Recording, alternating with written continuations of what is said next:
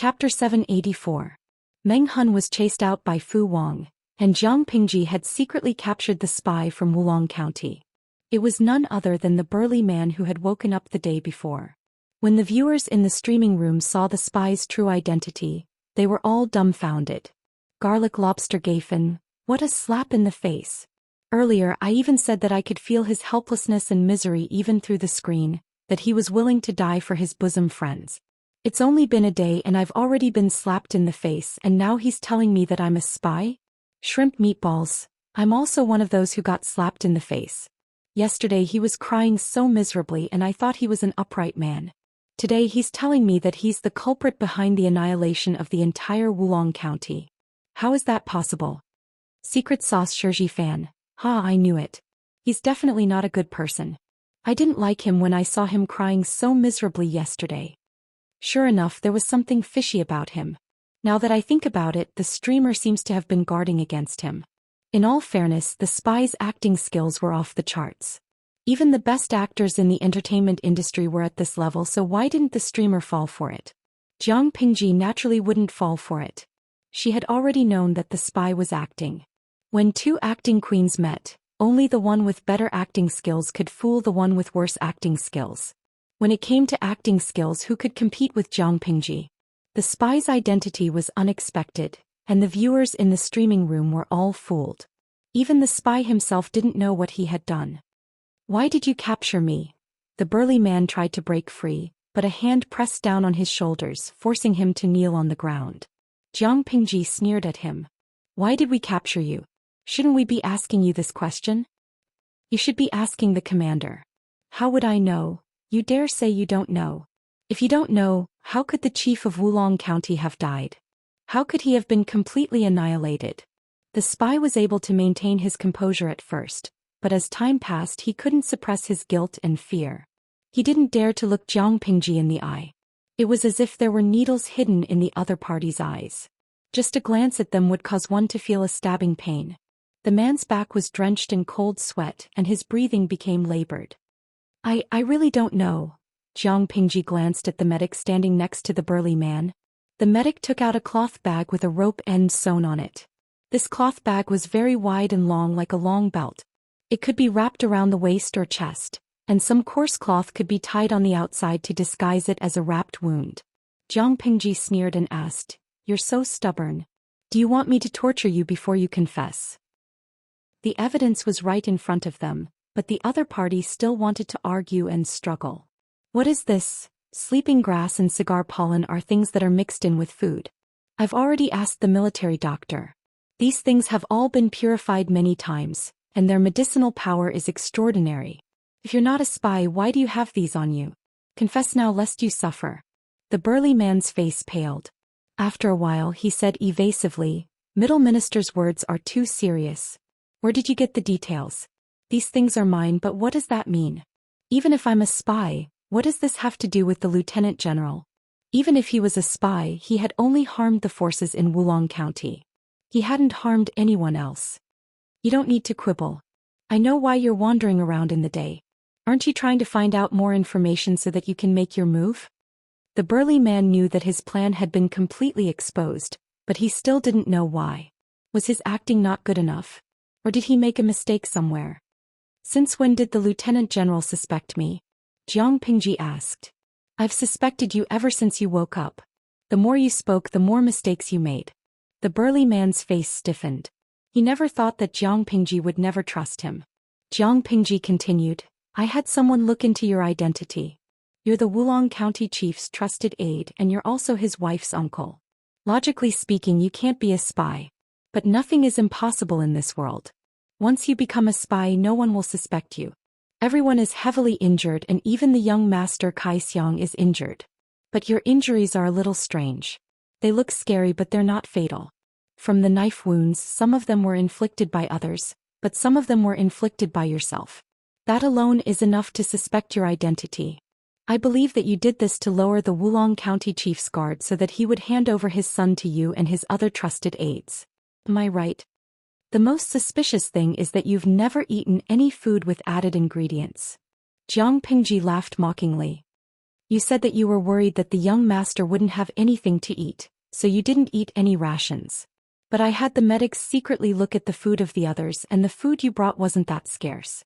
You've been starving for a long time and you're only willing to drink water. Can you explain that to me? To be honest, when the burly man said those words, it was indeed quite moving. In a few words he portrayed himself as a loyal and devoted retainer. But Jiang Pingji wasn't someone who would be so easily deceived. The burly man's face was pale. He resisted the urge to clatter and asked, "Does the commander want to kill me?" Jiang Pingji said, "Of course not. If I wanted to kill you, would you still be alive? Let me ask you, what did the Mengs offer you?" The burly man hesitated for a moment, then accepted his fate and said, "After the deed is done, I'll be made a duke, given a fief and promised a daughter and beauties." See, the offer is quite generous. Jiang Pingji said, "I don't know which is more important compared to your life. Feudal vassals, feudal lands, daughters and beauties? Have you ever thought about how you'll be able to maintain your position as a duke if all the elites in Wulong County are wiped out? How will you be able to protect your fief? As for the Mengs, they're just Prince Changshuo's lackeys. They still have to rely on them, so how will they give you a duke and land? How could you believe a person's words?" At that moment the burly man was in a sorry state. His face had turned from pale to gray. Jiang Pingji smiled and continued, "You betrayed your old master and caused the death of your comrade. If word of this gets out, even if I spare your life, there will be no place for you in the whole wide world. Do you think the remnants of Wulong County will let you go?"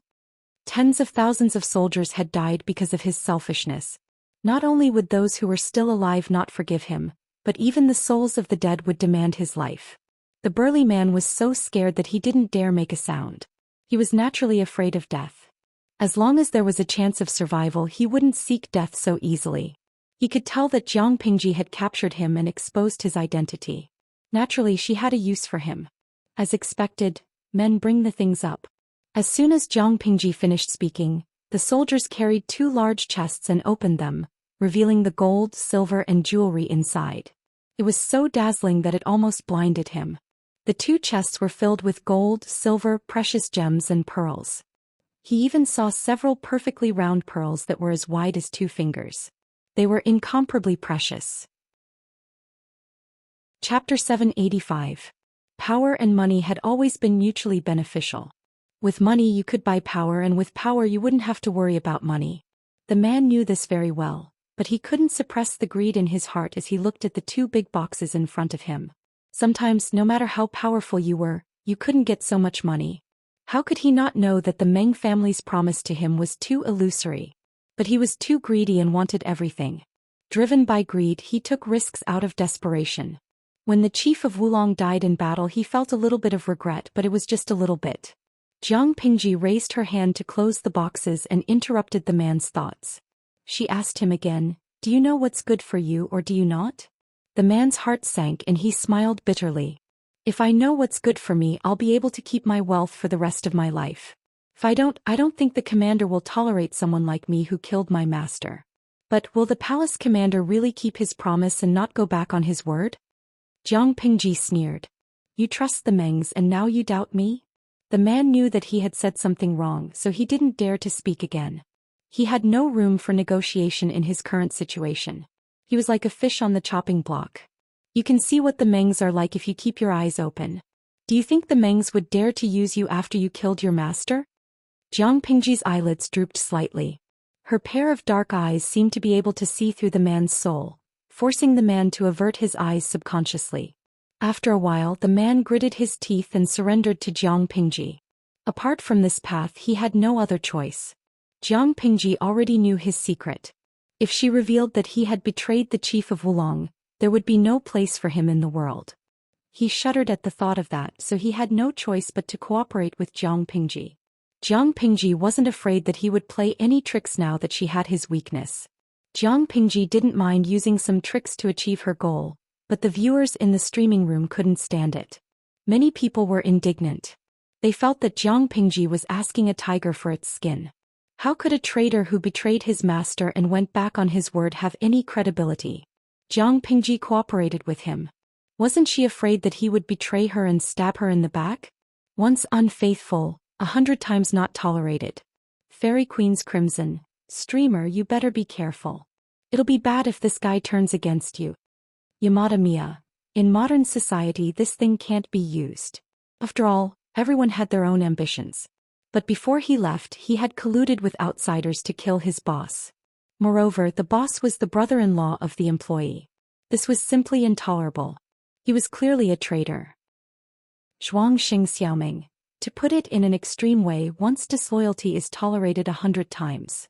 Although the host is broad-minded, not everyone has the right to be forgiven. This big man was obviously a traitor who pretended to be loyal. The anchor could not let her guard down, lest she failed miserably. The viewers in the livestream room expressed their worry. They knew that Jiang Pingji instigated the rebellion of the Burli Han dynasty for the sake of the overall situation, but they were still anxious and fearful that the other party would betray them. Jiang Pingji glanced coldly at the man kneeling on the ground and sent a bullet screen in her mind. Host V. I only said that it would be wise to keep him alive after the deed is done. I didn't say that I wouldn't settle the score later. Don't worry. Even if the Burli Han dynasty was instigated, Jiang Pingji would not trust him at all. She would take precautions against him. The viewers breathed a sigh of relief when they got the answer. For 2 consecutive days the camp was quiet. Jumen Pass also hung a no-war sign. Both sides seemed to dislike each other. After Meng Hun returned he reported the operation to Jiang Pingji. My lord, in my opinion Fu Wang is not doing well under the Mengs. There should be room for him to defect. If they could recruit Fu Wang it would be a great harvest. When Meng Hun thought of this his gloomy mood suddenly improved. Without Fu Wang the Mengs would suffer a great blow. What could make Meng Hun happier than making the Mengs suffer? Jiang Pingji did not comment. Feng Zhen asked in detail, what do you mean? Meng Hun said, Fu Wang is surrounded by spies. When I saw him not only were there people eavesdropping outside the hall, but there were also people hiding in the hall. They looked like Fu Wang's personal guards, but from Fu Wang's attitude towards them, it was obvious that he hated and feared them. Feng Zhen shook his head. His wariness was not so easily dispelled. Officer Meng, what you see can sometimes be deceiving. To say the least, even if Fu Wang's situation is really bad and he is surrounded by spies, what reason does he have to betray the Meng family and seek refuge with the Lord when the Meng family indulges him so much?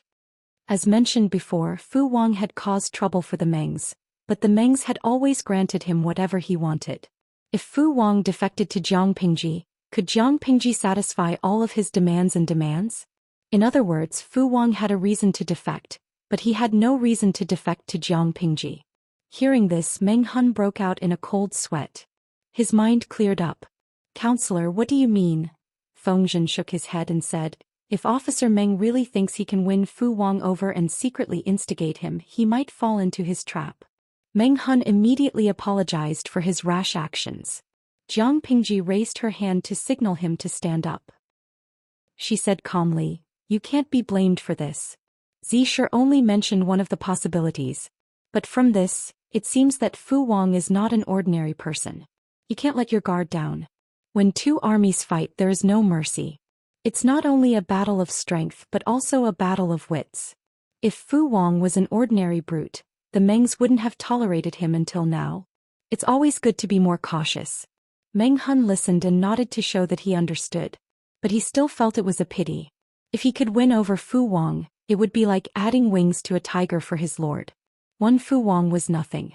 The key was the elites under his command. Meng Hun was a little envious. Wanzhou not only lacked civil officials but also military generals. Poaching Fu Wang and getting a few thousand elites at the same time was a very good deal. Jiang Pingji said, in the next few days, send people to Jumen Pass for all kinds of reasons. Since you and Fu Wang are friends, we can use this as an excuse to build a relationship. Even if we don't discuss Fu Wang, we must make the Mengs wary of him. If he doesn't have a good time we can do it smoothly. If he shows that he wants to join us we can just go along with it and confuse him. We can make him lower his guard. The possibility of making a famous general lower his guard was too low. As long as we confuse him for a while and make him lower his guard, Jiang Pingji would win. Chapter 786. For the next few days, Jiang Pingji's camp remained quiet. If it weren't for the soldiers on the wall and Jiang Pingji's messengers reporting daily, Fu Wang would have suspected that the enemy had escaped. At noon, Jiang Pingji's messengers would appear outside Zhemen Pass. They were more punctual than menstruation. At first, Fu Wang wanted to play with them, but as time went by, not only did he get annoyed, but his lieutenants also became suspicious. Fu Wang had several lieutenants working for him. Except for 3 of them, the rest were spies of the Mengs. As the days went by, the spies began to question Fu Wang's inaction. When will the general make his move? Seeing the days go by, the lieutenants who were tasked with monitoring Jiang Pingji couldn't wait any longer. Fu Wang feasted with the soldiers every day and arranged for beauties to sing and dance for fun. It was as if he didn't know that there were 30,000 enemies outside Zhemen Pass. What's the hurry? I have my own plan. Don't ruin my mood. Fu Wang was about to put down the empty wine jar when the lieutenant stepped forward to speak. Fu Wang was furious and threw the jar at the man's feet. Get out of here. The deputy general suppressed the anger and humiliation in his heart before retreating unwillingly. Everyone left on bad terms. Just then the messenger came back with news that Lu Shi's messengers had arrived. It was the same for 7 days. Both sides seemed calm, but in fact there was an undercurrent of tension. Fu Wang waited until Jiang Pingji let down her guard before he sent someone to contact the spy. The spy was the one he had caught earlier. If it weren't for Jiang Pingji, who would have thought that the Wulong County forces, who were like stray dogs, would have hidden such a thing? After carefully reading the secret code and understanding the situation in Jiang Pingji's camp, Fu Wang quickly received the news. He furrowed his brows and drummed his fingers on the table. There was no sign that he was angry like he was during the day. Lu Shi really didn't do anything? He found it hard to believe. 30,000 soldiers were stationed outside Zhemen Pass. They didn't attack nor did they escape.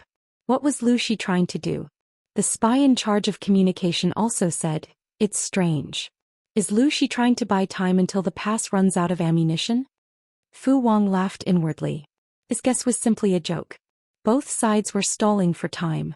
The longer this dragged on, the more disadvantageous the situation would be for Lu Shi. Zhemen Pass had a steady stream of supplies, but Lu Shi's rations were running out every day. She was the one who couldn't afford to waste time. However, it wasn't a good idea to continue delaying. Neither side made a move, so there was no way they could fight. The spy said, "General, Lu Shi has been sending people to curry favor with you these days. This is clearly a disgusting move." There are already rumors going around in Zhemen Pass. Many soldiers believe that General has accepted Lu Shi's conditions and wants to submit to him. 3 people make a tiger. When a rumor is repeated by many people, people will treat it as the truth. Fu Wang's position in the Mengs was awkward, and he had many spies around him. These spies had been unhappy with him for a long time. If the rumors were allowed to grow, the enemy wouldn't even need to act. Just these voices alone would be enough to kill Fu Wang. Don't be anxious. The more anxious we are, the easier it is for us to fall into the other party's trap. Fu Wang said calmly, "What do you think Lu Shi, a woman, relied on to get to where she is today? If she was really a good-for-nothing, how could she make so many heroes bow down to her and serve her? We have to be patient and wait for the right time. Once we make a move, we have to choke her by the throat." Fu Wang was a child raised by wolves. It was his instinct to kill the enemy with one blow. Before he made a move, he would suppress his anxiety and not be easily swayed by his emotions. The spy said, "General, in that case, should we keep an eye on Lu Shi's every move? If anything happens..." Fu Wang shook his head and said, "No, the deeper the spy is, the harder it is for Lu Shi to find out. The more we contact him, the more likely it is for Lu Shi to find out. Once exposed, not only will this pawn be useless, but we will also be in a passive position. The key pawn must be used in the most critical position." "Yes, General." Fu Wang rubbed his eyebrows and said tiredly, "You can leave now." There was no one in the room. Fu Wang unrolled the scroll on the side of the table.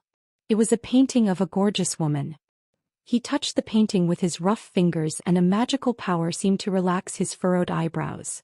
The woman in the painting was the only one in many years who had fallen into his arms, only to be snatched away right in front of him. At the same time, under the watchful eyes of the soldiers, several tunnels leading out of the camp had been dug. Under the watchful eyes of the guards at Zhemen Pass, Jiang Pingji transported a large amount of flammable wood and hid them in the tents. Everything was done in an orderly manner. There are many rumors in Zhemen Pass. Many people believe that Fu Wang intends to surrender. It's about time. Xianxia gazed in the direction of Jumen Pass. His calm eyes seemed to be surging. We're almost ready, but there's no movement from Jumen Pass. This Fu Wang is really patient. He's trying to stall for time with us. If we fight for time, I'm afraid we can't afford it. My lord, why don't we add fuel to the fire and force Fu Wang to make a move? Jiang Pingji asked. Add fuel? How? Fu Wang has mentioned beauties several times. Why don't we? You want Huijun to use a honey trap? Jiang Pingji frowned and said decisively, no.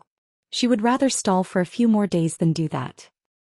She understood what Xianxia meant. If they were going to use a honey trap, who would be the most beautiful? Fu Wang had mentioned Huijun many times. Who else would be more suitable than Huijun? Xianxia opened his mouth but did not insist. Even so, Huijun was not a naive girl who lived in seclusion. For 7 or 8 days there was a lot of activity in the tent. She naturally noticed that something was wrong. Because she was with the army, she made herself look more ordinary. She did not stand out among the medics.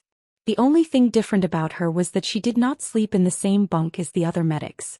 Instead, she slept near the main tent. I heard that the general in charge of Jumen Pass is called Fu Wang. Jiang Pingji did not restrain herself, and Huijun had some understanding of the political and military affairs outside. Yes. Huijun bit her lip and said, I heard that Fu Wang likes beauties? Jiang Pingji suddenly opened her eyes. Huijun almost jumped out of her skin. Who told you this?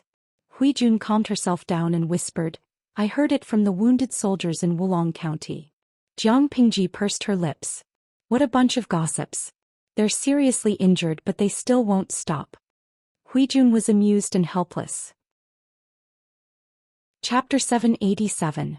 You don't have to sacrifice yourself like this. Jiang Pingji wanted to say, I don't have to, but thinking about Huijun's feelings she swallowed the word back into her stomach. She said, the situation is still under control. I know what I'm doing. You don't have to think too much. Huijun's expression was slightly gloomy. Her brows were furrowed. Not only would men be reluctant to see her go, even women would feel pity for her. But Langjun, other than that, I don't know what else I can do for you. After Jiang Pingji's rejection, Huijun seemed to be deflated and dispirited. She said softly, Langjun once said that you don't take care of useless people. I've been living like a princess all these years and I don't even know how to take care of people. If I were in the casualty camp, even the most ordinary medical soldier would be more agile and capable than me. Thinking about it carefully, my skin and flesh seem so lowly as if I can only sell myself for a living. At the end of her speech, Huijun's voice even sounded a little choked and embarrassed. For Huijun, her past was a wound so deep that her bones could be seen. Her skin and flesh had already rotted and had maggots. Even if she used the best rouge and face powder to cover it up, the stench and pain still followed her like a shadow. She could deceive the eyes of others, but she couldn't deceive herself. Silly girl. Jiang Pingji sighed slightly. Even if you're just an idle person, I see you as my sister. Even if you don't do anything and just act as a rich and idle person, I can still afford to take care of you. So what if it's your past? With me around, who dares to say a word about it? A person couldn't be bound by the past. She admired and felt sorry for Huijun.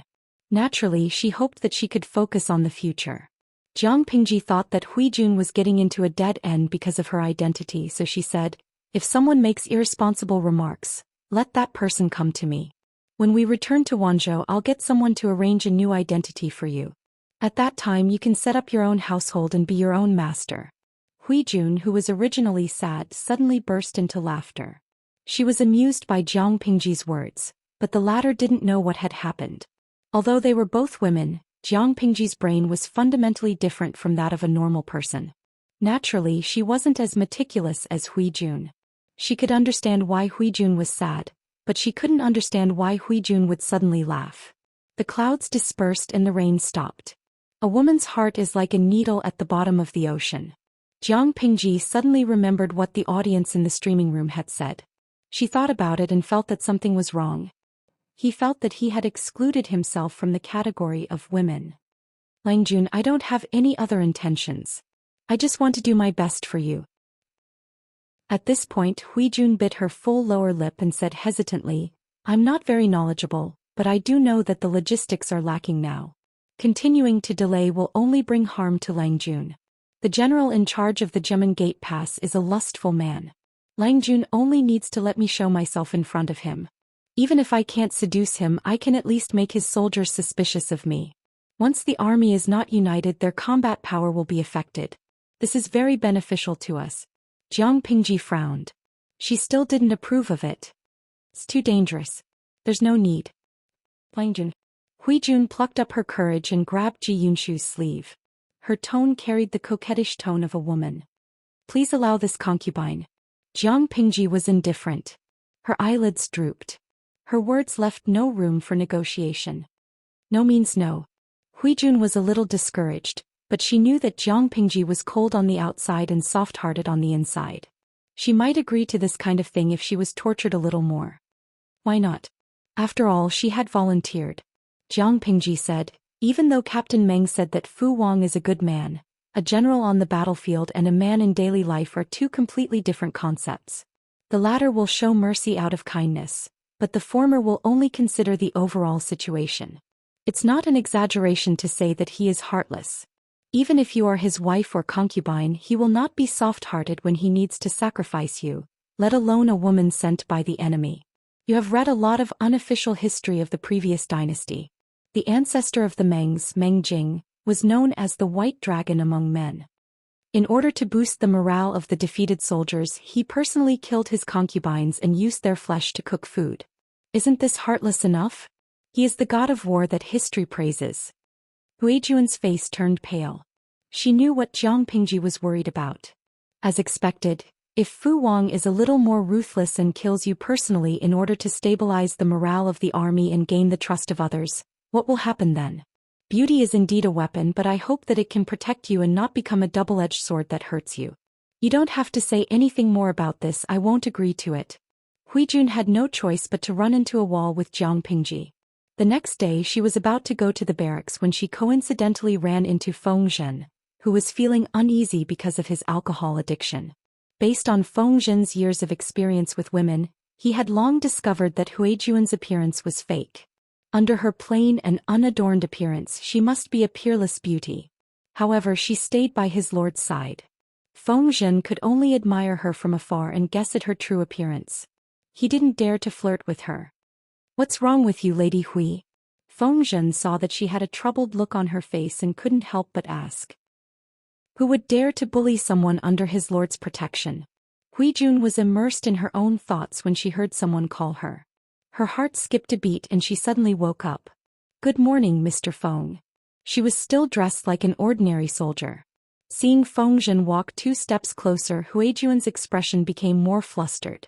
Feng Zhen frowned. He became more cautious and suspicious. Staying in this barracks with the Lord's protection, who could make Huijun show an expression of unease? Did Lady Hui run into some trouble? Feng Zhen asked. Huijun thought about it and looked around. Her eyes signaled for Feng Zhen to step aside and talk. She told him about her worries, which made Feng Zhen look at her in surprise. Mr. Feng. Feng Zhen came back to his senses and said, Lady Hui's worries are not without reason. Using beauty to sow discord is indeed a solution. Gemin Pass was abuzz with discussion. Everyone said that Fu Wang wanted to pledge allegiance to the Lord. If a peerless beauty appeared now, even if Fu Wang had a mouthful of mouths, he wouldn't be able to explain himself. However, Lady Hui, think carefully.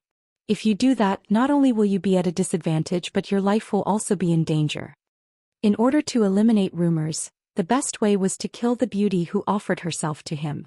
From what Fu Wang had done in the past, he was quite ruthless. It was not impossible for him to destroy a beauty. Huijun gritted her teeth and said, If I can share Langjuan's worries, I am willing to do it. Please advise me on how to get Langjun to agree. Feng Zhen's expression became even more strange. He sighed and said, Femme fatale. Huijuan's expression froze. He hurriedly added, I'm not talking about you, I'm talking about the Lord. Being able to make a good little girl sacrifice herself like this was more terrifying than femme fatale. Lady Hui, come forward and talk. You only need to say this to the Lord. Chapter 788. Although Feng Zhen's style of doing things was unreliable, his brain was still reliable. Huijun did as he was told. Jiang Pingji sighed and agreed. One day the messenger from outside Zhemen Pass arrived. Fu Wang was about to ignore him when Fu Wang's mood plummeted as he looked at Meng Hun's bearded face. However, the messenger today was different. It wasn't Meng Hun. Fu Wang heard the messenger's report. Before he could say anything, the deputy general next to him mocked. I heard that Lu Shi created a women's camp. Marching and fighting are obviously men's work. Why would he bring women to the battlefield? In my opinion, the so-called women's camp is full of tricks. They say they are soldiers who can fight, but who knows what kind of people they are. Now he even sent women as messengers. As soon as the deputy general spoke, the others all showed expressions of agreement. Women should not go to the battlefield. Women on the battlefield were not decent women. Since ancient times there had been no women in military camps. The women referred to the wives and concubines of the soldiers, who would bring their wives to war. As for prostitutes, they were not considered women in the eyes of the soldiers. They were just female animals. Fu Wang frowned. He had a rough idea of the identity of the messenger. Messenger, please wait in the side hall. I will go there now. Huijun was wearing a thick bamboo hat that covered her face that could bring disaster to a country and cause suffering to the people. Fu Wang saw the woman's figure and confirmed her identity. She was indeed the woman from the other day. How should I address you? Fu Wang asked hypocritically. Her Majesty the Empress? Huijun lifted the thick white curtain. She sat upright on the right side and bowed to Fu Wang. General, that's interesting. His Majesty is still very young. He is not even 20 years old. He is not married yet. How can there be an empress? Fu Wang's dark eyes stared straight at Huijun, and he saw that there was a trace of astonishment in her eyes. He had guessed Huijun's identity, but she did not know that the general was Fu Wang, the commander of Zhemen Pass. After a moment of shock, she felt some hatred in her heart. Her beautiful eyes glanced at Fu Wang's hands and she calmed herself down. That day it was this person who had almost killed Lang Jun with an arrow in the back. Although only her arm was injured in the end, Huijun applied medicine on Jiang Pingji's arm for 3 days. He kept this in mind. Fu Wang corrected himself. The late Empress? That Lu Shi sure is daring to hide you. As the saying goes, the death of a man is like the extinguishing of a lamp. No matter how absurd the emperor was when he was still alive or how many wrongs he had committed, he was already dead. How could he be held accountable? Under the manipulation of the royal family, the previous emperor was still in the wrong, but his mistake was because of the beauty of the enchantress. It was an objective mistake but a subjective mistake. Part of the blame was pushed to Huijun, calling her a demoness who brought disaster to the country. However, Huijun could not acknowledge this identity. She only smiled modestly. Rumor has it that the late empress was a beauty of her generation. How can a firefly's light compete with the moon's brilliance? General's words, I will take it as a compliment. Fu Wang did not have any concrete evidence in his hands, so there was no point in continuing to dwell on this issue. He said, Lu Shirong, how should I address this lady? My humble name is Huijun. Fu Wang said, what is Lu Shi's purpose in asking Lady Hui to come here? Huijun said calmly, I heard rumors in Zhemen Pass that you have the intention to pledge allegiance to my lord? Fu Wang's eyebrows twitched but his expression did not change. He said, Lady Hui must be joking. I am loyal to my lord. Why would I betray him so easily? Considering that Lady Hui is a woman, I will pretend that I did not hear what you said just now. Although he said that, his eyes were glued to Huijun as if he was attracted by her appearance. However, Huijun was used to seeing all kinds of looks. Fu Wang's acting skills could not fool her. General, I am relieved to hear that. Huijun smiled sweetly and her beautiful eyes seemed to be shining. My lord was also shocked when he first heard this news. My lord also said that she admires you as an upright man. You have pledged allegiance to the Mengs, which is really casting pearls before swine. If it were not for the fact that we are in the middle of a war, I might be able to become your confidant. It's better for General to clarify this kind of rumor as soon as possible, lest the soldiers under your command become uneasy and hurt General's prestige. Fu Wang's smile was a little forced. Not to mention that he did not have the intention to kill. Even if he did, he could not kill Huijun after she said that last sentence. If he killed her, it would be even more obvious. Thank you for your concern, Lady Hui. Fu Wang asked again, Other than that, is there anything else, Magistrate Lu? Lu Shi and Jiang Pingji were both magistrates, but the one who came forward was the latter. Lu Shi was still hiding behind the scenes, so his presence was weak. This, Magistrate Lu, was naturally referring to Jiang Pingji. Hui Jun frowned like a frowning shizi when she held her heart. My lord does not have any other instructions, but I do have one thing. I wonder if the general, Fu Wang said. Just say it, Lady Hui. Ever since that day I have been longing for the general. Now that I have met you, it is even more. Hui Jun's cheeks were slightly flushed and her eyes were moist. She said shyly and timidly, "It is just that I know my limits and I dare not tarnish the general's illustrious reputation with my dirty body." Fu Wang's heart beat even faster and he could not control his eyelids. Being confessed to by such a beauty, even Fu Wang's heart swayed a little, but he quickly steadied his mind. Lust was like a knife above the head. Although the flower in front of him was the most beautiful in the world, it was not only thorny but also poisonous. He could not touch it. "Lady Hui, are you recommending yourself to sleep with me?" Fu Wang's heart skipped a beat. He knew that it was impossible, but his eyes did not let go of the opportunity to admire her. Hui Jun raised her sleeve to cover her lips and smiled. How could that be? Could it be that in the general's eyes, a woman expressing her feelings is recommending herself to sleep with you? It is just an ordinary love and it is not necessary to obtain it. Looking at the general's handsome appearance, have you ever received the love of a woman before? In other words, she was all about flirting and not marrying. She was only responsible for fanning the flames and extinguishing the flames as she saw fit. Fu Wang felt a little awkward. In layman's terms, how could he not feel awkward when someone was talking about feelings, and his mind went blank for a moment. Hui Jun's appearance was beyond Fu Wang's expectations, but she only came to take a look and then left. Although she had left, she left behind the legend of a peerless beauty. Fu Wang's confidant saw this and asked worriedly, "General, do we need to stop the rumors?" "Not for now. Isn't this what Lu Shi wants to see?" Fu Wang closed his eyes and said, "How are the preparations for the chess piece?"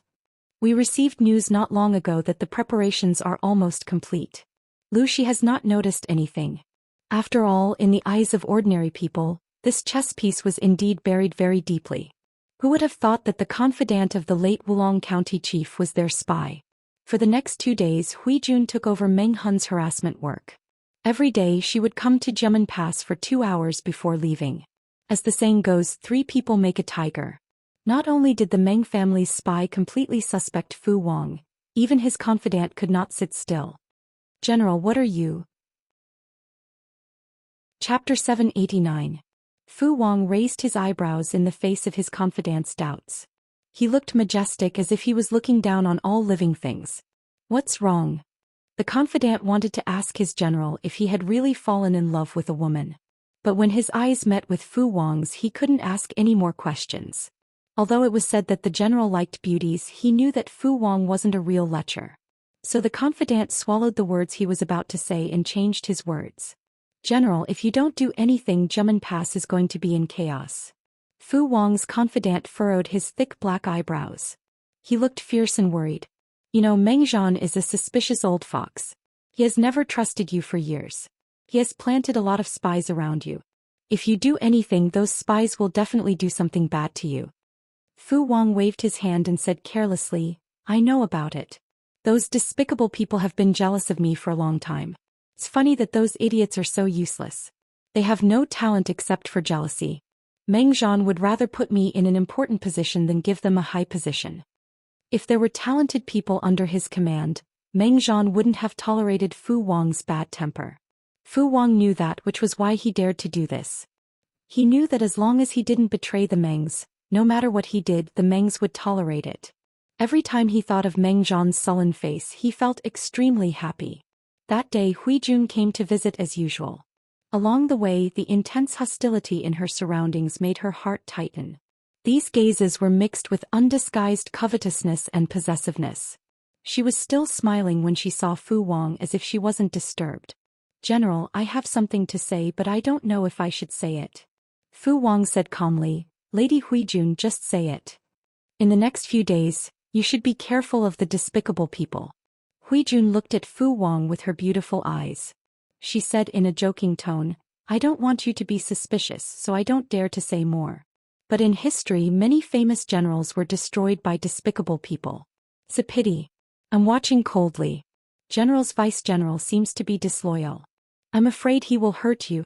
This was a blatant provocation, but it was also the truth. Fu Wang's eyes moved and he said calmly, Thank you for your concern, Lady Hui. I appreciate it. He had the intention to let outsiders see the internal discord and use it to confuse Jiang Pingji so that she would let down her guard. It was just that Fu Wang did not expect the old man to be so cunning. His arrangements were all within Jiang Pingji's expectations. The atmosphere in Zhemen Pass was getting more and more intense. It seemed that Fu Wang was really going to follow the beauty and surrender to the enemy. Jiang Pingji heard the spy's report. Fu Wang was preparing to strike at midnight the next day. Everyone in the tent rubbed their fists, eager to get into action. They couldn't wait to rush to Zhemen Pass. In the past half a month they could only watch the Zhemen Pass unwillingly. Every day they could only vent their excess energy by training. Now he could finally go all out. Among the generals, Dian Yen was the calmest. Li Yun, the little angel, and Meng Hun couldn't contain their joy. In order to quickly accumulate military merits, the former was eager to fight every day. Without military merits, how could he marry the sweetheart of a noble family? Meng Hun, on the other hand, had been suppressing his anger for the past few days because he could finally demand payment from the Mengs. They looked at Jiang Pingji, waiting for their lord to assign them their tasks. This Fu Wang is really patient. He waited for almost half a month before making his move. Feng Zhen calculated the time in his mind and sneered. Tomorrow is the new moon, the darkest day of the month. Fu Wang has been thinking about this for a long time. If they hadn't seen through Fu Wang's plan so quickly, they might have really let down their guard after half a month. Furthermore, Fu Wang had spies in Wulong County. If they worked together they might really end up like the chief of Wulong. No matter how carefully he thought about it, once his plan is seen through, all his arrangements will be for naught. If the night attack was seen through, even a real god of war would be at a disadvantage, let alone Fu Wang. Jiang Pingji lowered her eyes and said, Don't be careless. We have to be cautious. Even if victory was in their grasp, they couldn't be arrogant, not to mention that they had only foreseen their opponent's plans. The final outcome hadn't been decided yet. An arrogant army would be defeated. She always remembered these 4 words. Li Yun suddenly thought of something and asked Jiang Pingji, My lord, if we make our move tomorrow night, then Lady Hui. In fact, Jiang Pingji didn't want Hui Jun to go to Zhemen Pass tomorrow. It was too risky. Now that they were at the end of the tunnel, Fu Wang might go all out and detain Hui Jun.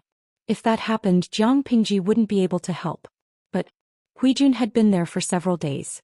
If she didn't go tomorrow, it was hard to guarantee that Fu Wang wouldn't be suspicious.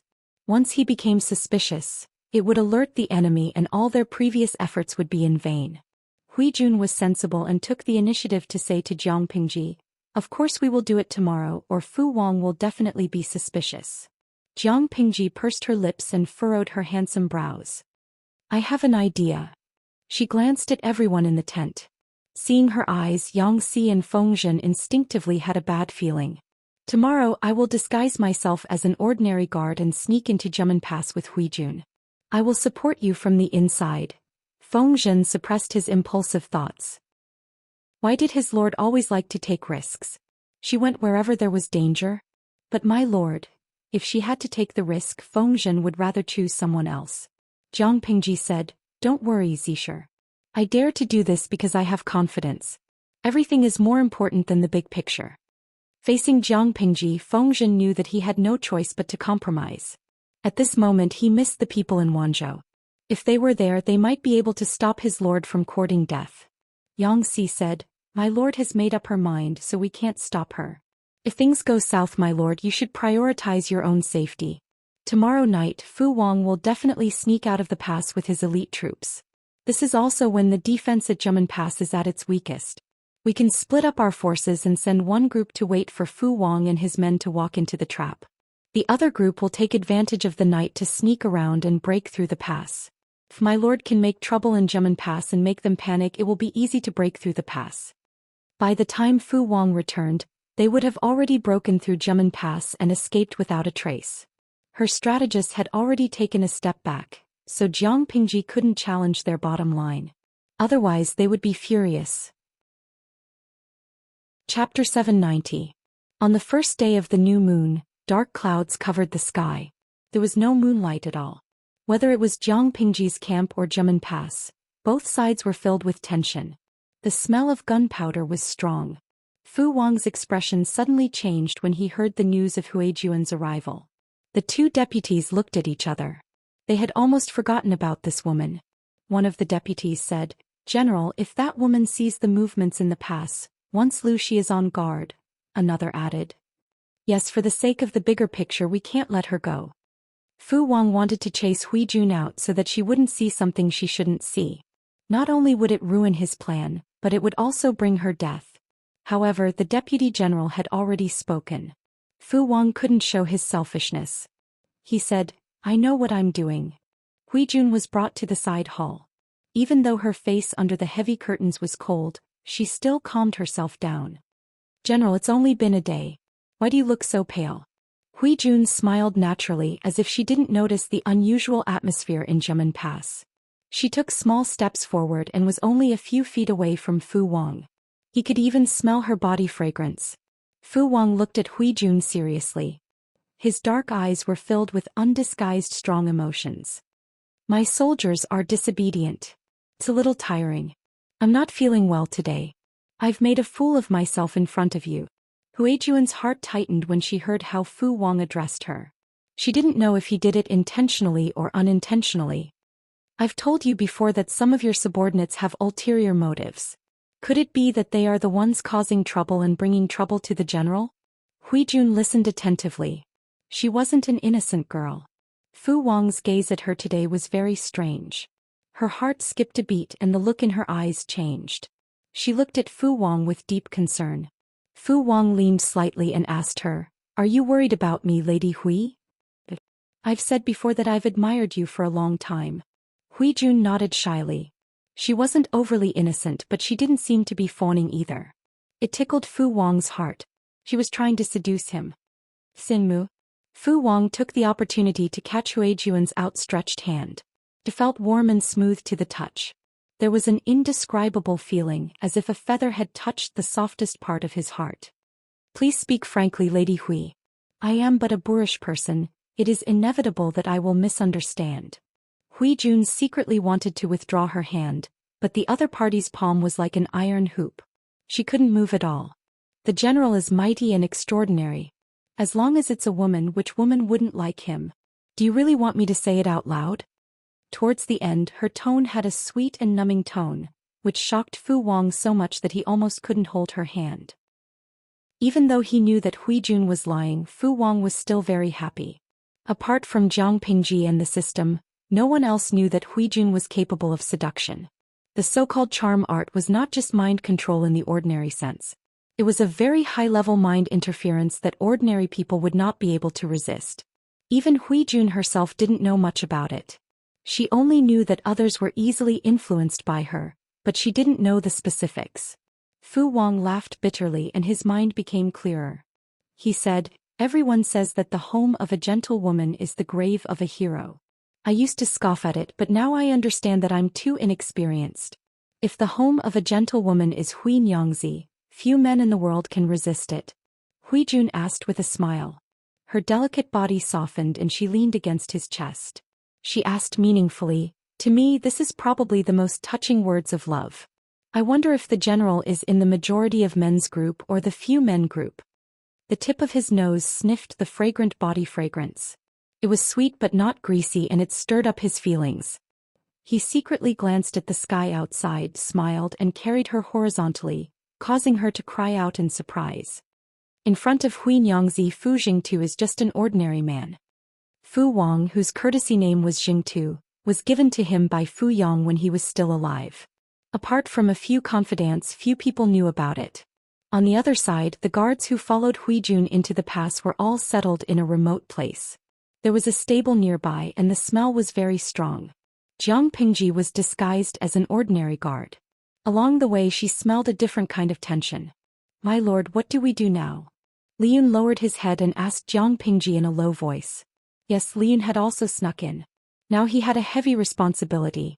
Not only did he have to think of a way to cause trouble in Zhemen Pass, but he also had to protect Jiang Pingji. If his lord was hurt, he could imagine the sinister smiles of the men in his mind. Looking at the situation, they want to detain us so that we can't leak any information to the outside world. That's just what we want. If Fu Wang didn't intend to detain them, Jiang Pingji would have to worry about how to justifiably stay in Zhemen Pass. The night was deep and there was not a trace of moonlight in the sky. It was pitch black as far as the eye could see, as if a ferocious beast was hibernating in the depths. I'm only worried about Huijun now. Fu Wang is still trustworthy. He thinks that he has victory in his grasp, so he won't kill Huijun to raise the morale of the troops. But it's hard to guarantee that the people around him won't think they're smart. Jiang Pingji frowned. She couldn't rule out that possibility. Li Yun comforted her. Lady Hui is smart. She'll definitely be safe and sound. Jiang Pingji smiled. He's really smart. In the void there was the sun in her heart. Because of this, Jiang Pingji cared for her and took care of her. But Jiang Pingji didn't expect that a woman's mind was really hard to guess. Even she didn't expect that Huijun would quietly do something so big. She gave him a taste of his own medicine and ruthlessly tricked Fu Wang. She really didn't know whether Fu Wang was a man or a wolf. How could the love between a man and a woman be like that? He almost swallowed her whole. When she took a breath and her mind gradually became clear, Huijun took a deep breath and her eyes were sharp. The seat next to her was already cold and Fu Wang was nowhere to be seen. Huijun raised her hand to touch her aching neck, collarbone and full lips. She spat softly. Her voice was hoarse. Serves you right. She added a lot of purified sleeping grass powder to the makeup on her skin and lips. Most of it went into Fu Wang's stomach. He was a man, so how could he taste all kinds of makeup? It wasn't wrong for him to let down his guard against women, especially beautiful women. If Fu Wang dared to do this, he shouldn't blame her for retaliating. Since he planned to use sleeping grass to trick the lord, he shouldn't blame her for returning the favor. She moved her body slightly and felt a throbbing pain in her private parts. Huijun couldn't help but think. Chapter 791. General, everything is ready. Let's go. Fu Wang's trusted deputy came over in full armor. He cupped his fists and reported the situation to Fu Wang.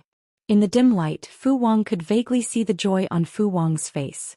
General, we will definitely capture Lu Xi alive this time and use the truth to shut the mouths of those despicable people. I'm sure they won't dare to suspect you again. Fu Wang was a little lost in thought. Hearing the deputy's relieved tone, he laughed and said, So what if they doubt me? He hated to be schemed by scoundrels. Those people had no other ability but jealousy. But it didn't mean that he was loyal to the Mengs. In fact, except for Fu Yang, his former lord and adoptive father, Fu Wang had never regarded the Mengs as a serious superior. Those scoundrels suspected that he was not loyal to the Mengs. However, disloyalty didn't mean betrayal. The Mengs offered was quite generous, and Fu Wang had no intention of jumping ship. His trusted lieutenant smiled and echoed, Indeed, it's nothing but a fly bothers people. For Fu Wang and his trusted subordinates, the Mengs' planted informants were annoying flies. Fu Wang looked up at the sky with a rather soft expression. He said, At midnight the army will set off. There was still some time before the time to take action. The trusted deputy had nothing to do, so he asked curiously, General, what good things have happened to you recently? Why are you so happy? A few days ago he was still gloomy, but today he seemed to have swept away the haze and looked quite happy. In normal times Fu Wang would definitely avoid answering. Probably because he grew up in a wolf pack, Fu Wang had a strong desire to possess the people and things he liked. If the situation allowed it, he even had the urge to hide them so tightly that the wind and rain from the outside world would not be able to touch them. Even when he really entered the normal society, this bad habit hadn't been completely corrected. In recent years the situation was much better. At least there wouldn't be such an embarrassing thing as a general always digging a hole to hide treasures under the mattress. He has his eyes on a woman. The trusted assistant general gave a dull "oh" sound. He swept his eyes over his general with a strange expression. It was clear that he didn't have high hopes for this outcome. The general was interested in the wife, but the wife might not be interested in his own general. Fu Wang's expression darkened as he asked, What's with your expression? Have you forgotten about the ladies of the fragrant house, General? The assistant general asked gently. Fu Wang. Fu Wang was a single adult with no concubines or children. Though he was highly valued by the Mengs now, in an ancient society where bloodlines and origins were highly valued, no matter how a brat like Fu Wang could climb up and become a legend, he would still be looked down upon. Not to mention the noble ladies, even those poor and destitute women looked down on him. Fu Yang naturally did not want to see Fu Wang suffer, so the marriage was delayed until Fu Ju passed away from illness. Without a family to arrange for him, Fu Wang was alone. It was just that he also had the needs of a normal man. Logically speaking, such a golden bachelor should be the most sought-after object in the brothel. But the truth was, ever since the young and ignorant Fu Wang had been lured to a few brothels by Fu Jing's old subordinates, he had been despised. Using the words of the few flower maidens who maintained a dewy relationship with Fu Wang for a short period of time, serving such a man was like suffering. Oh, after learning of this matter, there was a period of time when Fu Wang's comrades looked at him strangely. Men, no matter how old or young, always cared about certain things. Even Fu Yang once made dirty jokes about Fu Wang, saying that he was indeed born brave. He was so yellow that he could not bear to look at him. He's a decent man. In other words, he wanted to turn over a new leaf, and did not want to talk about his dark history. The trusted deputy was quite surprised. His general's reaction was not right. It was as if he wanted to take him back to warm the Kong bed. Which family is she from? Jimen Pass was a remote and desolate place. What kind of beautiful woman could be bred from such a barren land? Could it be that his general did not like delicacies and preferred plain porridge and side dishes? You talk too much. Fu Wang said in a faint voice of disdain. The trusted deputy felt as if an arrow had pierced his heart. At this time Fu Wang said with the horsewhip in his hand, "Just wait until you win against Lu Shi." The trusted deputy was so shocked that he almost fell off his horse. It couldn't be. Could it be that his general had fallen for Lu Shi? What a high standard. His taste was also quite strange. It was said that Lu Shi had disguised herself as a man for 18 years, but no one had seen through her disguise. It was obvious that she was a boorish man. The image of a bearded man whining shyly and pounding on his chest suddenly appeared in his mind. He could not accept it. Time passed quickly in the solemn atmosphere. Fu Wang never fought a battle without preparation. He had thoroughly studied the terrain around Jimen Pass. Even if it was dark at night, his army would not be disturbed. To be safe, he even wrapped the horses' hooves with cloth and tied their mouths to reduce the sound of hooves and snorts. In his eyes he was not only a man but also a wolf. No matter day or night, it was his home field. After some effort, Fu Wang had already led nearly 10,000 soldiers to Jiang Pingji's camp. Torches burned in the distance and he could vaguely see people walking around. The camp was quiet as usual.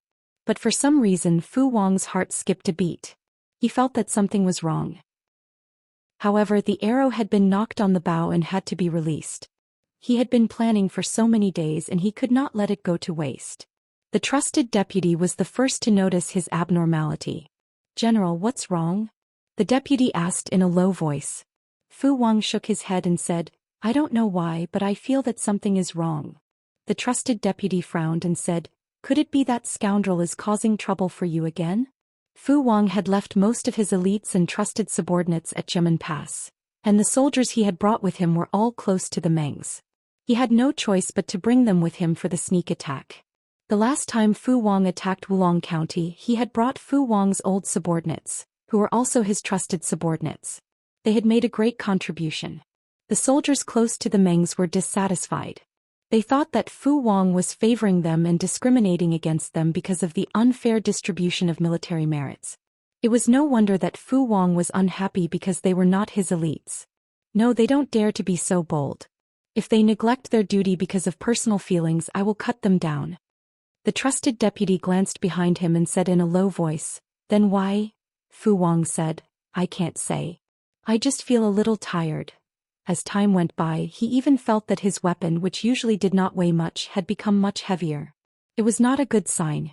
If he was talking to an outsider, he would definitely not say that his condition and mentality were not good. But he did not have to hide it from his trusted subordinate. After saying that, before the trusted deputy could speak, he was stunned. If it were not for the darkness of the night, Others would have seen his face turn red. Before the battle he had hugged a beauty and done all kinds of shameful things. Was that why he felt tired? This reason? It would be embarrassing to say it out loud. Chapter 792. More than 10,000 troops split into several groups and sneaked toward Jiang Pingji's camp. Fu Wang ordered his men to shoot whistling arrows. Once they heard the order, they would attack the camp. The so-called whistling arrows were also known as whistling arrows. The soldiers tied a small bamboo whistle to the arrow shaft. The arrow shaft flew into the sky and made a sharp sound. It could be said that if Jiang Pingji hadn't seen it in advance, Fu Wang's move would have caught people off guard. It was a pity that Jiang Pingji was destined to be a stumbling block on Fu Wang's road to success. Not only could this stumbling block cut the legendary Fu Wang in half, but it could also give him a deeper blow. After the order was given, several troops rushed into Jiang Pingji's camp from all directions. Fu Wang rode the horse. The more intense the exercise, the more he felt his energy depleted. At first he met with weak resistance, but Fu Wang took the lead and opened a path to the main tent like a god of death. The uneasiness in his heart grew stronger. Something was wrong. Fu Wang's eyes suddenly widened. The uneasiness in his heart grew stronger. He had to leave as soon as possible. General, it's a trap. According to their plan, Jiang Pingji's troops should be exhausted and weak. They shouldn't be sleeping like dead pigs. However, when their army rushed into the camp, there were only a few soldiers who rushed out. It was like an empty camp. The trusted assistant general rushed into a few larger tents and found them empty. Instead, there were piles of hay and dead branches on the ground. They had fallen into a trap. After coming to a conclusion, the trusted assistant general hurriedly reported to Fu Wang. The trusted subordinates of the Mengs were only thinking about making a great contribution. Fu Wang was panicking, but his face was calm and composed.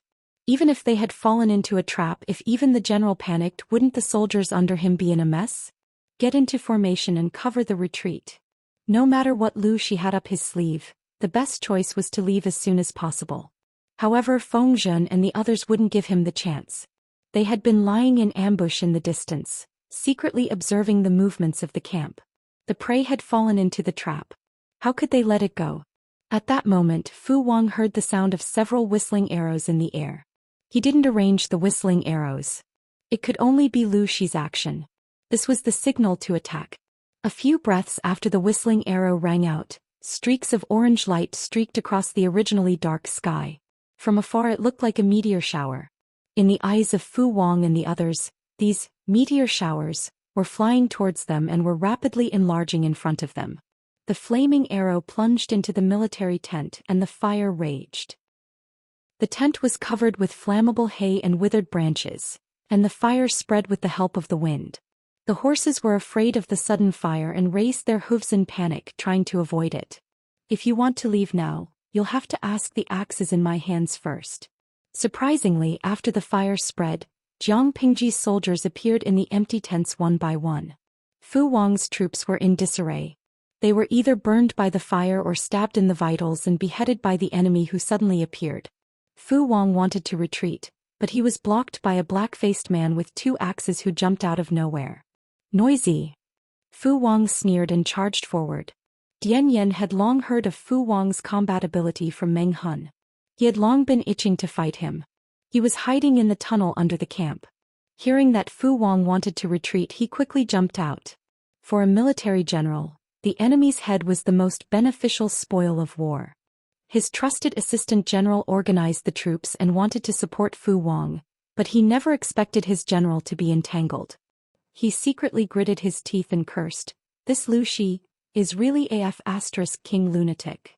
He had only heard of people setting fire to the enemy's camp, but he had never seen someone setting fire to their own camp. Fire didn't recognize people. Not only would it burn the enemy, it would also burn himself. Dian Yen was known for his strength. The weapons in his hands added up to more than 50 kilograms. How could an ordinary person swing them?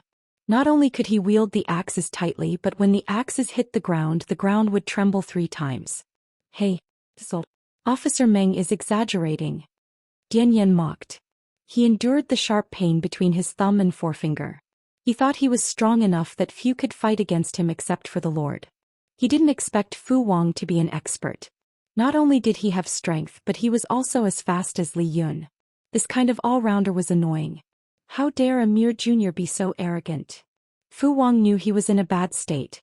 His physical strength was declining rapidly. Usually he wouldn't sweat even if he practiced for 2 hours.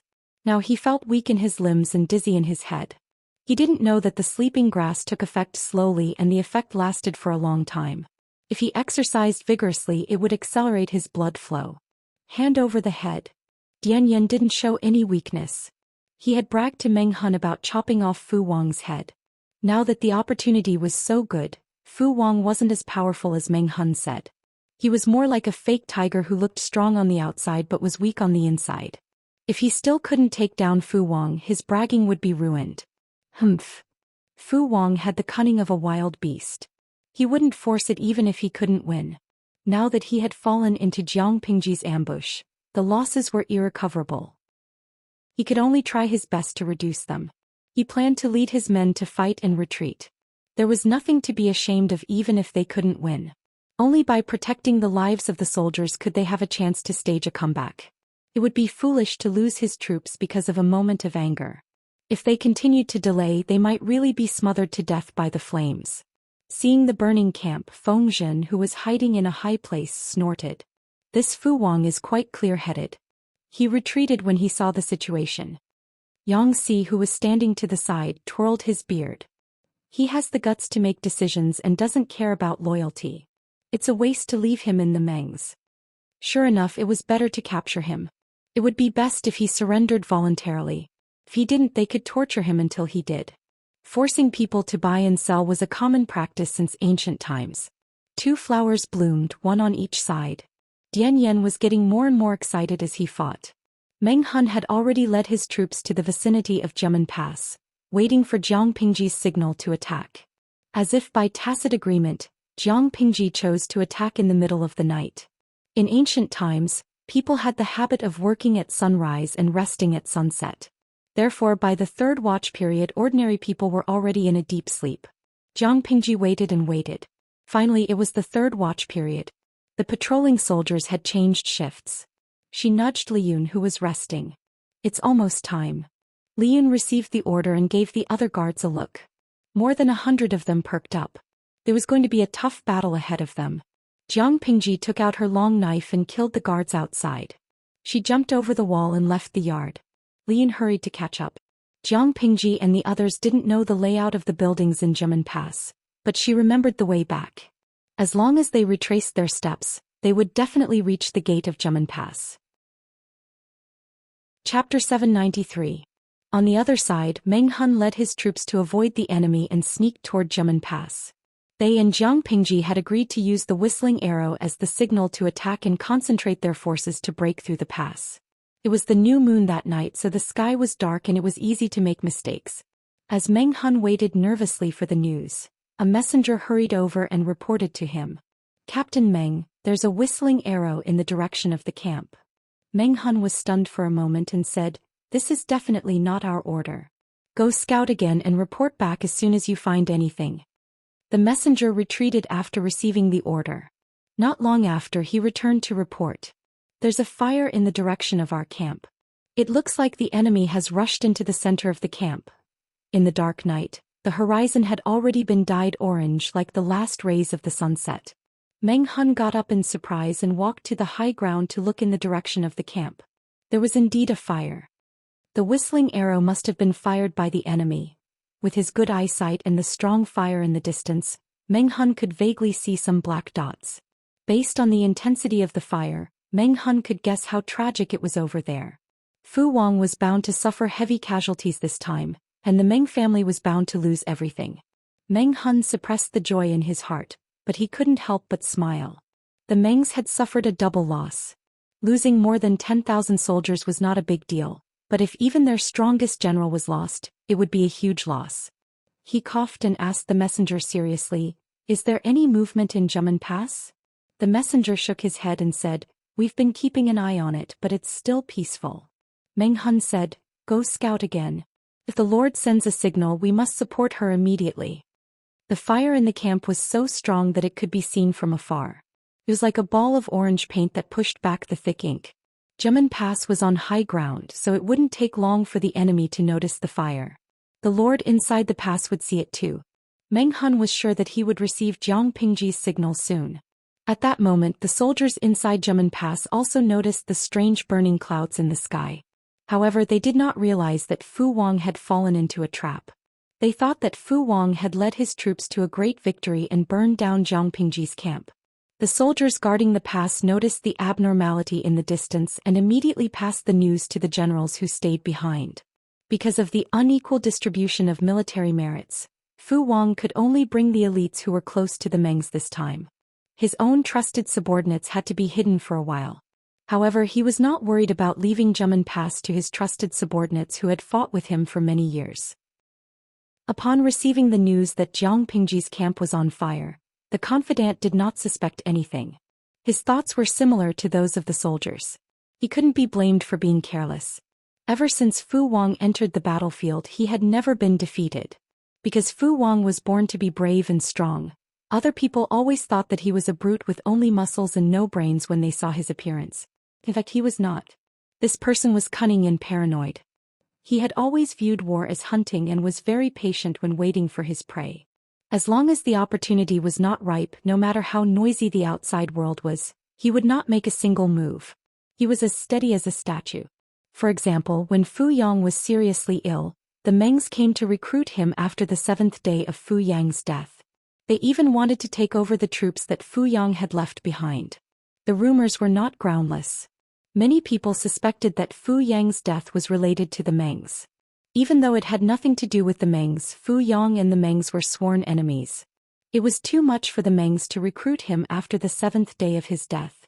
At that time, his trusted subordinates thought that Fu Wang would explode and fight the Mengs to the death. But what happened in the end? In the end, Fu Wang calmly accepted the Mengs' offer. He protected the elites of Fu Yang's old troops and laid low to cultivate his forces. In order to achieve his goals, Fu Wang was too patient. This style and his high martial arts skills made Fu Wang quite popular on the battlefield. He had made great contributions to the Mengs and had never been defeated. Don't panic. Let's stabilize the situation in the pass first. Fu Wang's soldiers had a kind of blind trust in their general. They did not think that their general would be defeated. Send a team to the front line to check. Lu Xi is not a mediocre person like the Wulong County chief. He won't give up easily. Everyone believed that Fu Wang would win. But when they thought of Lu Xi's previous achievements, they felt a little uncertain. To be on the safe side, it was better to send someone to the front line to check. If the general did not bring enough troops, they could prepare for reinforcements. As they were talking, there was a commotion outside. It was so loud that everyone in the hall could hear it. Who's making noise outside? Hearing the commotion, Fu Wang's trusted subordinate raised his eyebrows and his face was full of anger. Wild wolves like to live in groups. Although they were not the strongest among the wild beasts, they lived in packs and had extraordinary combat strength. Their internal discipline was strict. Under the influence of the wild wolves, Fu Wang was unusually strict with his troops. He could be considered the most ruthless among the Meng's retainers. Under normal circumstances, no soldier would dare to blatantly violate military discipline. The noisy soldier was caught. He did not dare to delay and reported breathlessly, "Deputy General, there's a fire in the pass." A fire in the pass? The eyes of the trusted subordinate twitched and a cold chill rose in his heart. What fire? He strode out and looked down from a high vantage point. Sure enough, there was a fire in Jiamen Pass. Who is the arsonist? The soldier answered, "We don't know yet. The fire was already burning when we found it." At that moment, another soldier came to report. The arsonist had been found. "Deputy General, the guards sent by Lu Xi are rebelling. They are heading toward Guanmen." What? Upon hearing this news, that person's heart skipped a beat, and a chill spread through his entire chest. He thought of a possibility and hurriedly said, "Could it be that those guards discovered that something had happened in Lu Xi's camp? Sweat. Oh no, quickly send people to stop them." As soon as he gave the order, a dozen sharp bamboo whistles sounded in the sky above Jiamen Pass. Looking in the direction of the sound, one could vaguely make out a dozen whistling arrows. Now the general who stayed behind to guard the pass gave up on his previous guess. What followed was an even more ominous feeling.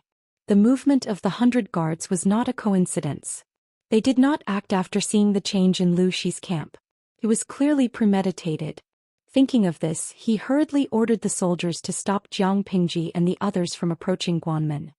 Report. The messenger dragged his voice and rushed over on horseback. He did not even catch his breath when he got off his horse. He hurriedly cupped his hands and knelt on one knee. Deputy General, a large number of enemies suddenly appeared outside the pass. The number is unknown. The general who stayed behind to guard the pass turned pale. He subconsciously looked at the orange burning cloud in the sky. This is Lu Shi's evil plan. Oh no, the general is in trouble. The sudden fire in the pass, the guards sent by Lu Shi rushed to the pass, and an unknown number of enemies appeared outside. It was clearly premeditated. If that was the case, it meant that Lu Shi had not fallen for the general's plan. Instead, it was the general who had fallen for it. Gather the troops and face the enemy. Chapter 794. For that night not only did Fu Wang make ample preparations, but Jiang Pingji was also armed to the teeth. Meng Hun led his troops and brought a large number of siege weapons. He wanted to take down Jiamen Pass in the shortest time possible and end the battle as soon as possible. The enemy had the advantage of occupying the pass. Jiang Pingji had 30,000 soldiers, most of which were Lu Shi's soldiers. Logically, there was no need for a clear division between father and daughter, but the two armies trained differently and the soldiers didn't have enough time to adapt to each other. Jiang Pingji knew that if she couldn't take down Jiamen Pass in a thunderous manner, it would be a Pyrrhic victory even if she could win when the enemy recovered and reorganized their forces. To her, it was a complete failure to achieve victory after losing a large number of troops.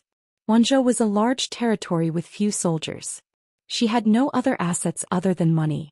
If she lost a large number of soldiers at Jiamen Pass, she would be in a difficult situation when she returned to Wanzhou. Li Yun watched his lord wander around the battlefield. He was tired, but at the same time he had the urge to compete with her. The 100 or so guards were all elites of the army. Individually they were very strong. They skillfully formed a small formation of 100 men and advanced toward the gate of Jiamen Pass like a killing machine. They attracted the firepower of Meng Hun, who was outside, and he shared the burden for them. With the enemy attacking from within and without Fu Wang, the soldiers at Jiamen Pass were in a state of chaos and were routed like a mountain. Due to the narrow terrain of the nearby alleys, the enemy was unable to encircle and annihilate them on a large scale. This was very advantageous for Jiang Pingji and the rest. She and Li Yun's eyes were red from the killing. The weapons in their hands were already dyed red with fresh blood. Flesh and broken limbs filled their vision. Apart from the sounds of fighting, screams, clashing armors, footsteps, and the sound of weapons piercing flesh, there was almost no other sound. Although she wasn't strong, she was shockingly strong.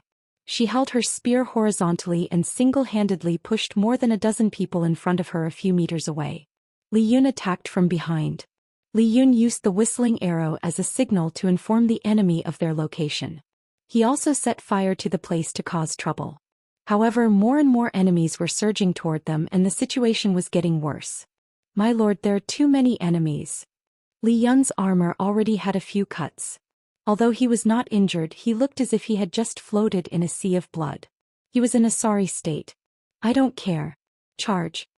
There were only about 100 of them.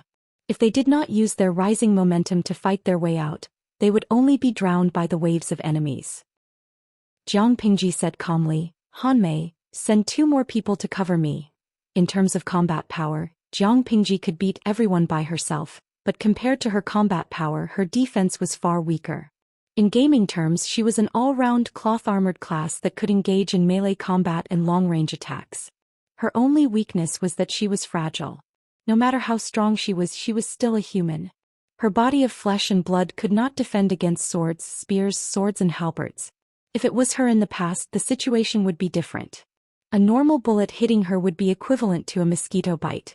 Li Yun did not hesitate and hurriedly picked 2 people to cooperate with Jiang Pingji's actions. Then he knew his lord's true colors on the battlefield. She was like the god of death who had descended. From the beginning of the charge until now, a quarter of an hour had passed. The high-intensity battle made Li Yun feel tired. On the other hand, his lord's situation was completely different. Her previous actions were just a basic warm-up. As time passed, not only did she not feel tired, but she charged and killed more and more fiercely. The enemy's heavy armor for defense was as thin as a piece of paper in her eyes. She alone killed so many enemies that they were afraid and did not dare to advance.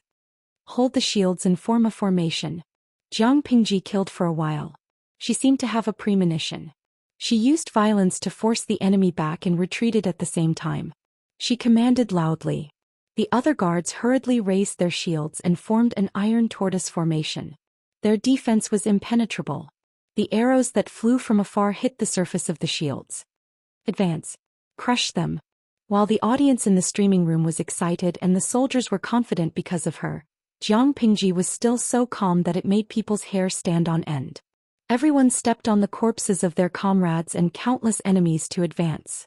The audience in the streaming room was used to Jiang Pingji's charging stance, but most of the time it was scenes of her fighting on horseback. It was rare to see her fighting on land, especially in such a violent way. Jiang Pingji fought on horseback. The audience's gaze followed her rapid movements. Most of their attention was also attracted by her figure. Their hearts were swayed by this young general dressed in red and silver armor. They rarely paid attention to the enemy soldiers who had fallen from their horses. When she relied on her legs and charged forward step by step, the audience's attention was involuntarily attracted by the enemy's corpses. Crush, advance, trample. The ground under her feet was not mud or bricks.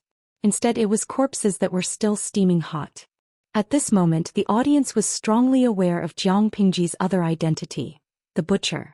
They continuously used whistling arrows to inform the outside. Meng Hun organized the attack and tacitly concentrated the troops in that direction. They worked together from the inside and outside. It was not only to coordinate, but also to coordinate with each other to share the enemy's firepower and destroy their psychological defenses. Jiang Pingji was a technical expert.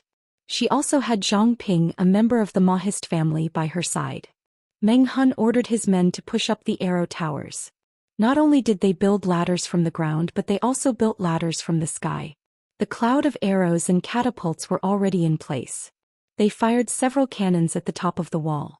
Zhemen Pass was indeed a dangerous pass. It was easy to defend and difficult to attack. Even though Meng Hun had made ample preparations and had the upper hand, once the troops inside the pass were united, he would not be able to gain much advantage. Even so, Meng Hun had no way to retreat. He could only attack with all his might. If he could not break through Zhemen Pass tonight, he would have to atone for his sins with his death. Why, didn't they see the whistling arrows flying above Zhemen Pass? Their lord was still in the city.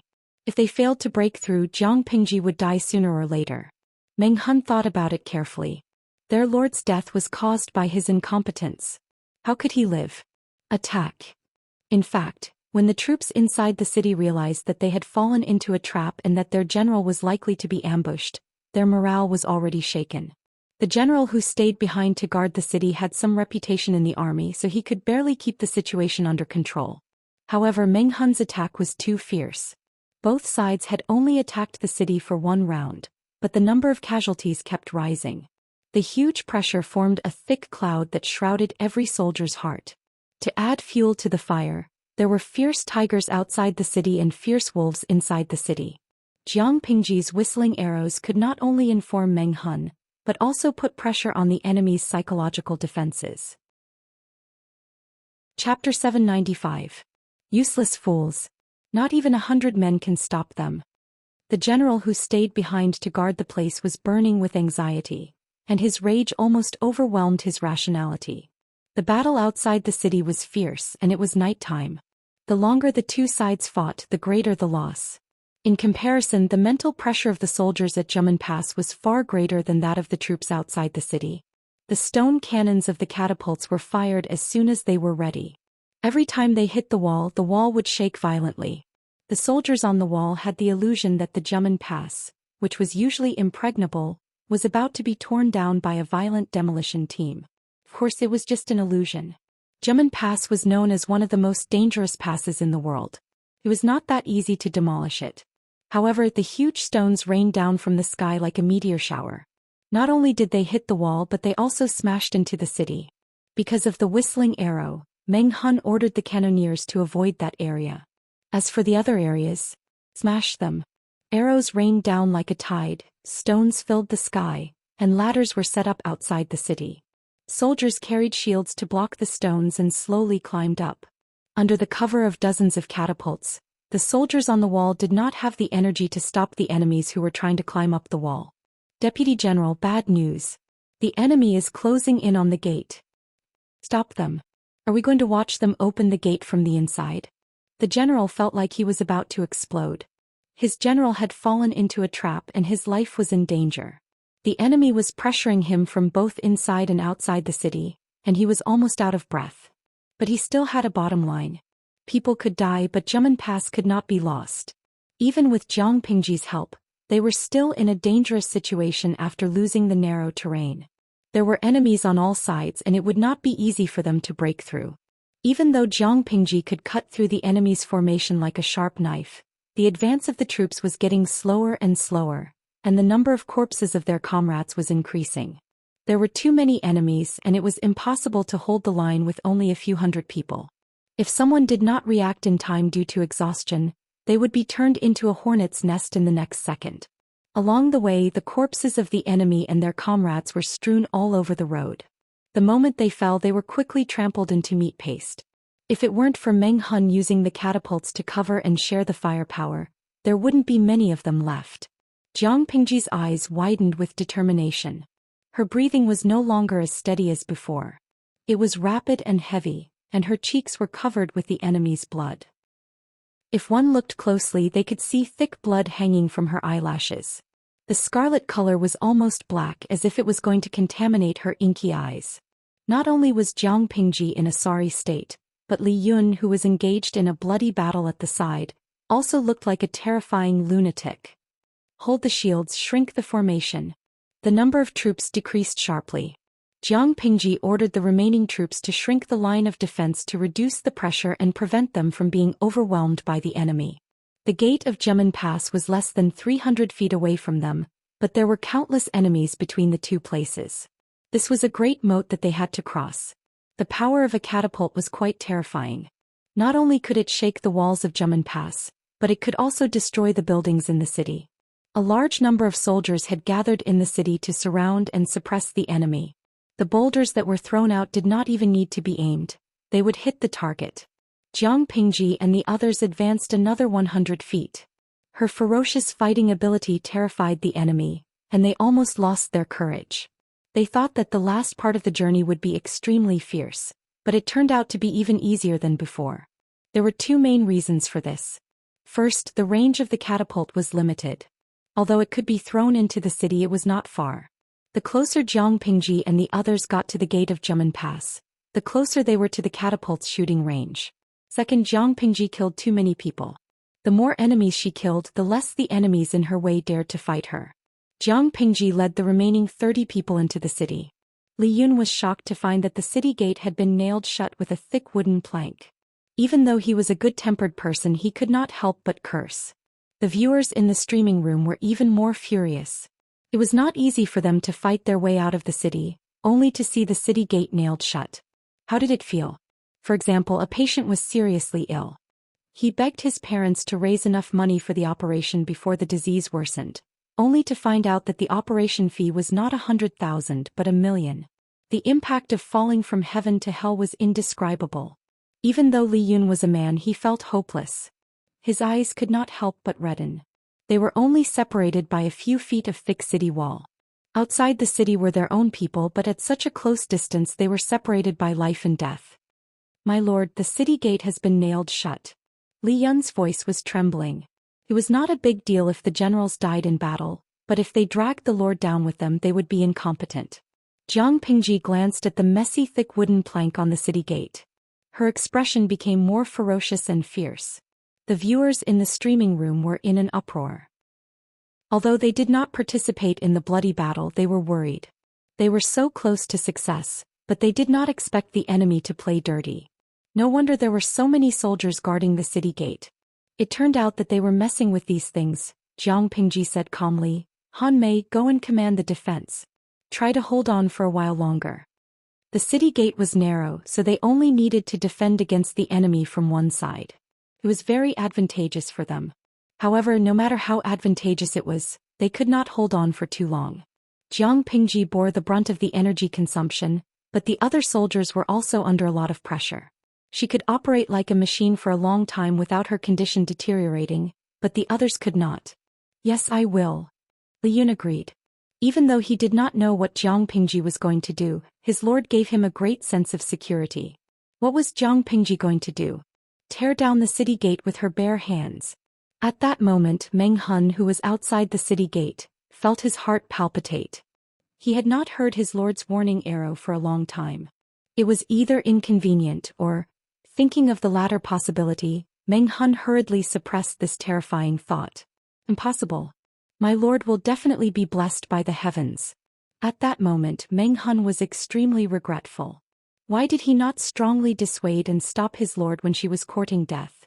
Jiamen Pass was indeed a dangerous pass. Even such a fierce attack could not take down the city wall. The more it was like this, the more anxious he became. The enemy soldiers inside the city were worried about their commander. Wasn't Meng Hun also worried about his lord outside the city? He could only order the attack to continue, his heart filled with apprehension and hope. It was at that moment that the general who stayed behind said fiercely, "They must be killed." He had ordered his men to temporarily seal the city gate. He was prepared to catch Jiang Pingji and the others like turtles in a jar. At that moment, there was a violent tremor under their feet, followed by the sound of the city gate being attacked. Are these people using siege weapons? If that was the case, it would be interesting. The enemy's allies were inside the city gate so they could kill each other. Chapter 796. It wasn't a siege weapon? If it wasn't a siege weapon, why was there such a huge commotion? The general was stunned. Did Lu Shi's army have a siege weapon that was even more powerful than the catapults? Before he could recover from his shock, another crash came. Amidst the shouts and screams, the sound of the gate breaking was particularly clear. He was about to ask when he saw a messenger running up the wall. His expression was one of shock and horror. Bad news, Deputy General. The enemy broke the gate with their bare hands. The night was dark, but torches were lit inside the Jiamen Pass so they could see clearly. Even though the surroundings were in chaos, they could still see the situation inside the city. That death god had actually smashed the city gate from the inside out, creating a crack in it. With the first impact, the thick wood sealing the gate broke and the thick and heavy gate cracked, extending out like a spider web. With the second impact, the gate broke open. Not only were the guards inside the city shocked, but the soldiers outside the city were also stunned. Jiang Pingji quickly tore down the heavy gate. She gathered her qi in her dantian and shouted, "The gate is broken. Break through immediately." She used a special technique to make her voice reach Meng Hun's ears. He recognized the owner of the voice and was so excited that he almost cried. He immediately led the troops to help Jiang Pingji. The gate of Jiamen Pass had been broken, and the scales of victory were completely tipped in their favor. With Meng Hun's troops, Jiang Pingji and the others escaped. The enemy troops inside the city were in chaos. The general who stayed behind almost fell when he heard the news. He couldn't help but feel dizzy. Jiamen Pass could not be defended any longer. Not long before the fall of Jiamen Pass, Feng Zhen and the others had also won a great victory. They had killed more than 2,000 enemy soldiers, severely injured or burned to death, and the remaining 2,000 soldiers had all become prisoners. More importantly, they had captured the enemy's commander, Fu Wang.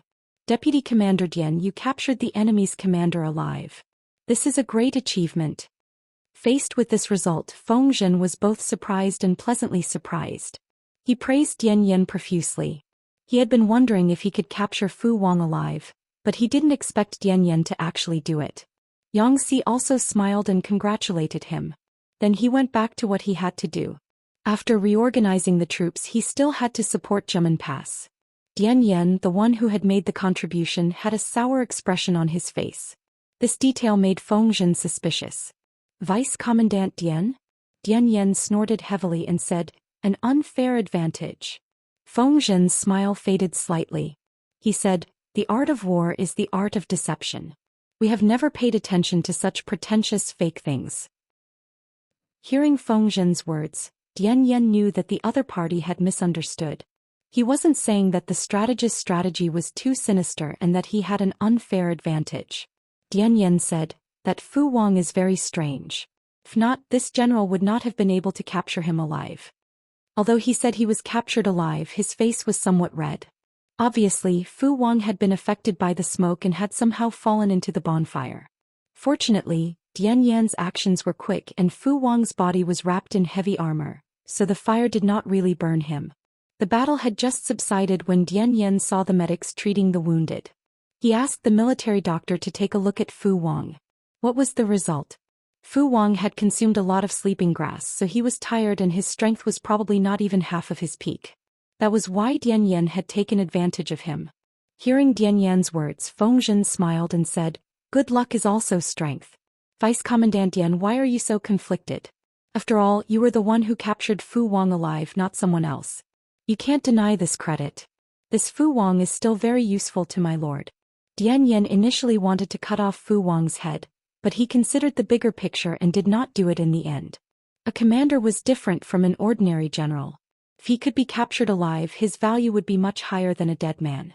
Not only could Dian Yan not kill Fu Wang, he had to make sure he was well taken care of. Even if he was a captive, people were divided into different ranks. On the other side, the situation at Jiamen Pass was hopeless. All sorts of bad news had crushed the morale of the defending troops. More importantly, their commander might have met with misfortune. To them, the commander was their backbone. Once he died in battle, their morale would fall to rock bottom. Meng Hun and Li Yun led the troops into Jiamen Pass. As for the troublesome lord? Please don't be reckless anymore. My little heart can't take this kind of stimulation. As they wished, Jiang Pingji did not show up during the final stages of the siege. The wounds on her body were only bandaged with a piece of cloth. Although she did not show up, she did not stop there. She led a group of people and rushed into the center of Jiamen Pass. Along the way, they occasionally encountered enemy soldiers who were fleeing in panic. If they resisted, they would be killed. If they surrendered, they would be tied up. Where did Huijun go? Jiamen Pass was in chaos that night. Huijun would be in a dangerous situation. If she was unlucky enough to meet those soldiers who did not care about their lives. Thinking of this, Jiang Pingji could not help but quicken her pace. She rushed directly to Fu Wang's former residence. Huijun was well versed in the ways of the world. She was calm and intelligent. She was not one of those reckless, naive girls. It was chaotic outside. If she did not find a place to hide and instead ran around, she would be in big trouble. No matter what kind of group it was, there would always be black sheep, especially in ancient times when the people were of low moral standards. With Huijun's looks, if she was alone and accidentally met a villain, she would be in a dangerous situation. Huijun. The army had taken over the area so Jiang Pingji could move around freely. After searching for a while, she finally found some traces of Fu Wang's sleeping quarters. Looking at the scattered hairpins and clothes on the ground, Jiang Pingji's face suddenly darkened. Her eyes were full of murderous intent. At that moment, she heard Huijun's timid voice. "Is that Lang Jun?" Jiang Pingji followed the voice and finally found Huijun in a very secluded corner. "Who did this?" Jiang Pingji's voice was cold as if ice had been mixed in it. Huijun was wearing a loose linen undershirt that was not even properly buttoned. Her lips were slightly swollen, and there were tear stains at the corners of her eyes. The ambiguous marks on her neck and collarbone were particularly obvious. Even a blind man could see what she had been through. "Who did this?" Jiang Pingji asked again when Huijun did not answer. Only then did Huijun move her stiff and curled legs. She crawled out of her hiding place with a smile on her face. Did Lang Jun win? Jiang Pingji felt as if someone had stabbed her in the heart. She felt both helpless and heartbroken. "You're really stupid." Jiang Pingji was good at deducing the truth from the smallest details. She could guess who had touched Huijun after thinking about it calmly. "Lang Jun, why are you saying this?" Huijun lowered her head. The hair on her forehead fell and covered a patch of shadow. She said, "I'm useless. After thinking about it, it seems that this is the only way I can help Lang Jun. Moreover, I did it willingly. It's not okay even if I did it willingly." She was a person, not a commodity. Huijun sighed. She said, "Lang Jun, to tell you the truth, I really don't feel wronged. Others don't say anything about my situation, but what would they think? I know very well. I can't marry anyone in this life, and it's even more impossible for me to be a concubine. But if I'm alone for the rest of my life, I feel that the days ahead are long and unbearable. If it's possible, I want to be willful for once and make my own decisions. She caressed her lower abdomen and looked at Jiang Pingji with her eyes shining. Chapter 797. If this is really your idea, I will respect your choice. Jiang Pingji sighed. He was not a person who liked to force things. Everyone had their own choices. Since Huijun had chosen this path, she could not arbitrarily ask her to change it. Huijun's gaze was gentle. She nodded at Jiang Pingji and thanked her. Thank you for your understanding, Lang Jun. To be honest, Huijun did not lie against her will this time. She really wanted to give birth to a child of her own. When she was young, she was ignorant and did not know what it meant to lose the ability to have children. But to this day she still remembered the scene of her birth mother forcing her to be drugged. That crazy woman even tied her hands and feet and pressed down hard on her lower abdomen. The heart-wrenching pain that spread throughout her entire body still made her tremble uncontrollably when she recalled it in her dreams. After a few times, Huijun's body was completely ruined. It was impossible for her to have children again. That was the wound in Huijun's heart. It could not heal for a long time. She could only try her best to ignore its existence. She did not expect that she would miraculously get pregnant after so many years. If the child's father was not the late emperor of Dongqing, Huijun would have had the urge to give birth to the child. However, she could only laugh bitterly and use the child in her womb to get rid of the second prince's wife and Yaina. Since then, Huijun knew that her broken body had completely recovered. Her lost ability to have children had also returned. That meant that she could use a man to get pregnant and give birth to a child that was related to her by blood. Seeing that Huijun had made up her mind, Jiang Pingji could only support her. However, getting pregnant is not something else. How can you guarantee that you will get pregnant in one go? If it was in her era, she could directly go to a specialized institution for a minor surgery if she wanted to have a child. However, it was different in this era. The fertility method was still the most ancient and primitive. There was a certain probability that a woman could get pregnant after a man and a woman had intercourse. Huijun lowered her head and said in a voice as soft as a mosquito, I used the easy pregnancy pill that you gave me earlier. Easy pregnancy pill? Jiang Pingji furrowed her brows. She remembered that it had fallen into Lu Huan's hands. Why did Huijun have it too?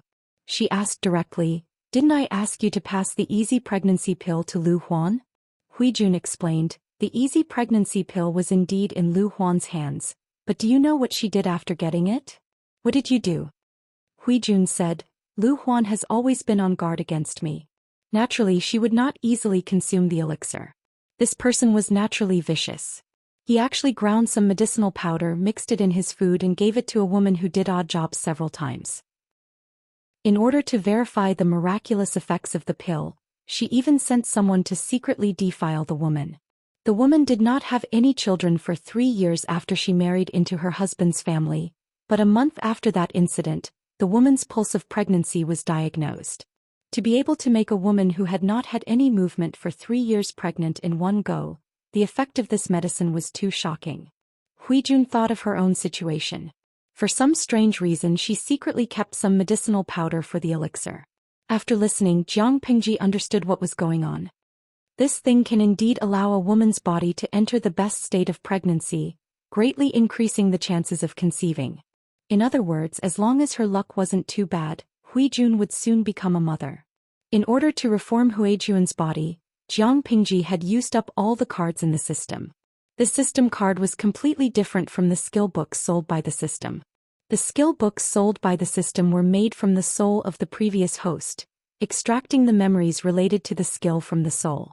When the host used the skill books, they actually merged with this part of the soul and seamlessly received the memories contained in it. In essence, the system card was a condensation of pure energy. It was beneficial and harmless to the human body. It was a completely different concept from the skill books. However, she still had a question. Why did it have to be Fu Wang? Fu Wang's position was completely hostile to Jiang Pingji. She was pregnant with Fu Wang's child. Wasn't she afraid that Jiang Pingji would be disgusted? Faced with this question, Huijun hesitated for a while before revealing the truth. I have no intention of telling the child the truth about her father. Apart from her and Lang Jun, no one else would know about this. Jiang Pingji asked, you don't intend to let Fu Wang know? Huijun was stunned for a moment. She asked with uncertainty, Will the Lord let that person live? She thought that Fu Wang would definitely die. Jiang Pingji was speechless. She had an inexplicable impulse to sympathize with Fu Wang. No matter what, he is a valiant general. If we can recruit him, of course we won't kill him. If Fu Wang died in battle, it would be difficult to recruit his old subordinates. It might even be a ticking time bomb. No matter what, Fu Wang's value alive was far greater than his value dead. Therefore it was Huijuan's turn to be stunned. What should she do if things went beyond her expectations? After a while she looked down at her right hand caressing her abdomen. Her expression was particularly interesting. Then what should we do? Her face was pale and her swollen lips had lost their color. If Fu Wang died there would be no evidence. But if he was alive it would be awkward. Don't be afraid. I'm here.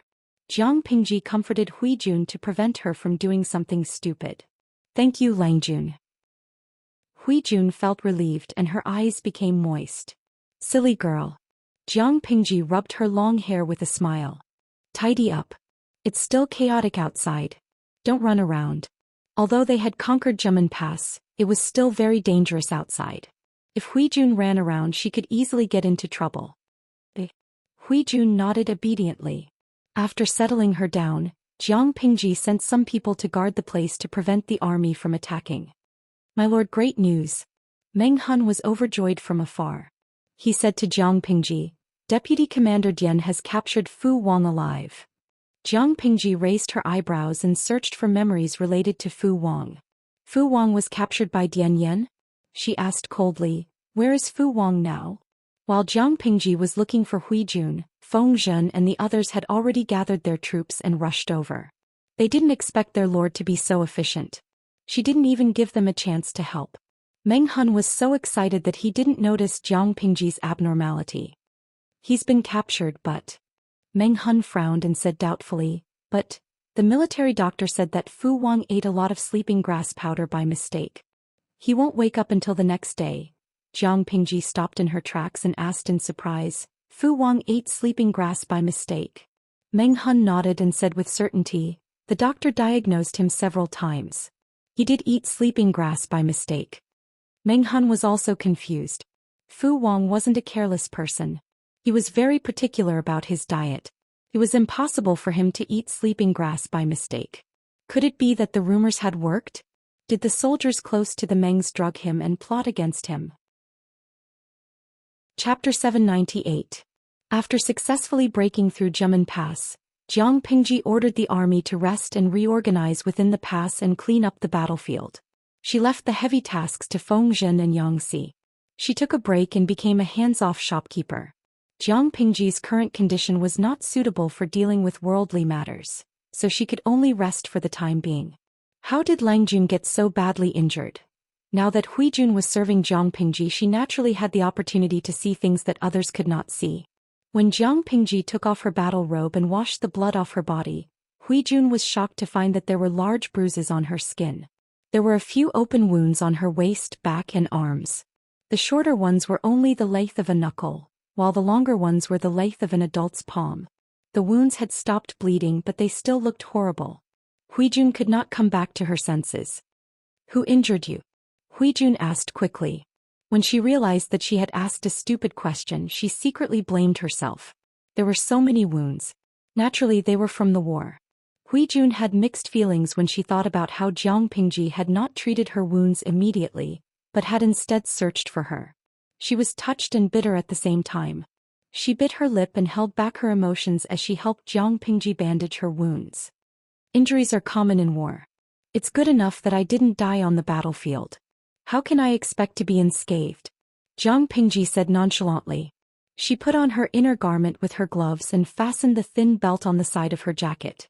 Her physical fitness was excellent. The wounds would heal perfectly in less than half a month without leaving a scar. As mentioned before, Jiang Pingji was strong in combat, but she was still made of flesh and blood. Knives, spears, swords and halberds could still hurt her. However, she had deliberately dodged them, so the wounds were not deep and they were not fatal. As for the bruises on her body, they were caused by her being too impatient when she broke through the gate. She did not control her strength well, so she hurt herself. To be honest, Jiang Pingji could have been unscathed. But she was not fighting alone. She had companions and subordinates with her, and she had to protect them. 1 or 2 wounds could save their lives. It was worth it. These wounds will heal in half a month. Don't tell anyone else. Otherwise, Zhi and Jing Rong will worry for nothing. Jiang Pingji felt a headache coming on as she thought about the chaotic battle at Zhemen Pass. She had a premonition that after the counselors found out about this matter, they would definitely guard it to the death and not let her wander around blindly. Therefore, she decided that she would not go against the wind and commit crimes. She would be a little more obedient for now and wait for the wind to blow over. I'm just feeling heartache. Previously, Fu Wang had only left a shallow wound on Jiang Pingji's arm. This had been on Huijuan's mind for a long time. Now that there were large patches of bruises and wounds, how could she remain calm? Don't move, Langjun. I'll use some medicinal wine to dissolve the clotted blood. Jiang Pingji could only agree to her request. It couldn't be helped. Huijuan's reddened eyes were too pitiful. It was as if she would cry if she didn't agree. Langjun, your hand. Why is it so black? Huijun served Jiang Pingji the medicinal wine and noticed that her right hand was also covered in black blood. It didn't look like a blood clot but more like a birthmark. But she clearly remembered that Longjuan's right hand was a piece of white jade. When did he get such an ugly birthmark? Jiang Pingji followed her gaze and looked at her hand. She said calmly, it's fine. The black blood mark on her hand was the level 9 loyalty talisman left by the time traveler. It was useless. Jiang Pingji kept it because she wanted to use it to seduce the time traveler. After treating the wound, Huijun still unconsciously pouted, her expression especially stubborn. After a night of chaos, Zhemen Pass had a new owner. When Fu Wang woke up from his deep sleep and saw the unfamiliar scenery, he tensed up and jumped up in a defensive posture. Ouch! He gasped in pain and moved his arm. Only then did he realize that the wound on his body had been treated. But his movement was too big and the wound that had just stopped bleeding opened up again. Bright red blood seeped out. The people outside heard the noise and came in to check. Fu Wang's expression changed when he saw the clothes the person was wearing. You're awake. Are you feeling well? The doctor knew Fu Wang's identity, so he didn't dare to approach him. He only dared to wait at the door. Who are you? Fu Wang had already guessed the truth, but he still couldn't accept it. He had become someone else's prisoner. The doctor still didn't dare to approach him. He bowed and said, I'm a doctor sent by my lord to take care of the general's wounds. The general has many wounds and it took a lot of effort to stop the bleeding. It's not a good time to be angry and we can't make a big fuss, lest the wounds open up again. Fu Wang didn't listen to him. Your lord, Lu Shi? Looking at the surrounding scenery, it was obvious that they were at Zhemen Pass. How long had it been? Lu Shi had already broken through the pass? Fu Wang couldn't help but worry about his trusted aide who had stayed behind at Zhemen Pass. Yes. Fu Wang's expression changed again and again when he got the confirmation. After a while he calmed down. The winner is the king, the loser is the bandit. A loss is a loss. Has your lord thought about how to deal with me? The doctor smiled. My lord didn't tell me anything. She just told me to take care of the general. The doctor thought that Fu Wang would kill him in a rage, so he was ready to run. Who would have thought that this man was exceptionally cooperative? The doctor immediately changed his dressing and rebandaged his bleeding wound. Fu Wang's wounds were more serious than Jiang Pingji's. They were long and deep. When the military doctor changed his dressing and bandaged his wound, the onlookers thought it was painful, but this man did not even frown. Fu Wang thought that Jiang Pingji would leave him alone for a while, but she sent someone to summon him that afternoon. In order to prevent any possible accidents, Fu Wang was tied up like a human dumpling. General Fu, it's been a while. Jiang Pingji was still dressed like a man in the camp. She looked like a handsome young man. Fu Wang was confused about her gender, but he snorted coldly. If you want to kill me, just do it. General, you know I won't kill you. Jiang Pingji smiled and said bluntly, I've often heard Captain Meng talk about you. He said that you're the best general in the Mengs. Now that you've fought with me, you live up to your reputation. If you didn't have the upper hand, who would be the prisoner now? General Fu Wang, you're so talented, but you're willing to work for the Mengs. Isn't it a waste? Chapter 799. Faced with Fu Wang's straightforward question, Jiang Pingji did not show the expected awkwardness. Instead, she snorted contemptuously. General Fu, who gave you the illusion that I don't dare to do it? Jiang Pingji got up from her seat and walked to Fu Wang. They were less than 5 feet apart. From an outsider's point of view, this distance was rather dangerous because Fu Wang could explode and violently break free to assassinate Jiang Pingji. Even though others knew that their lord was good at fighting, they still felt worried for her at such a distance. Undoubtedly, Jiang Pingji's answer was beyond Fu Wang's expectation. He looked surprised. What was even more surprising was that Jiang Pingji helped him to free himself. Fu Wang could not help but waver. A fine bird chooses a good tree to nest in. So what if I have 3 masters? Jiang Pingji threw away the hemp rope in her hand and freed Fu Wang. The Mengs are just incompetent villains. They put you in an important position on the surface, but they are always on guard. Don't you feel wronged working for such villains? Outsiders say that the Mengs are very good to you. I think you know the details better than anyone else. Fu Wang snorted and did not take her provocative words to heart. Jiang Pingji's words hit his sore spot. He had been suffering under the Mengs, but it was not enough for him to give up the Mengs and go to a new master. They seemed to like each other, but they had reached a tacit understanding in secret. If he went to a new master, would Fu Wang get the same attention? It was easy to talk, but it was another thing to do. He had seen this kind of recruitment trick many times. I am a rough man who doesn't have much education. I don't know how to use flowery words. If you have something to say, just say it. You don't have to beat around the bush. Fu Wang did not fall for the common trick of stepping on the Mengs and flattering himself. To put it bluntly, the Mengs were trash, but the person in front of him was a fairy.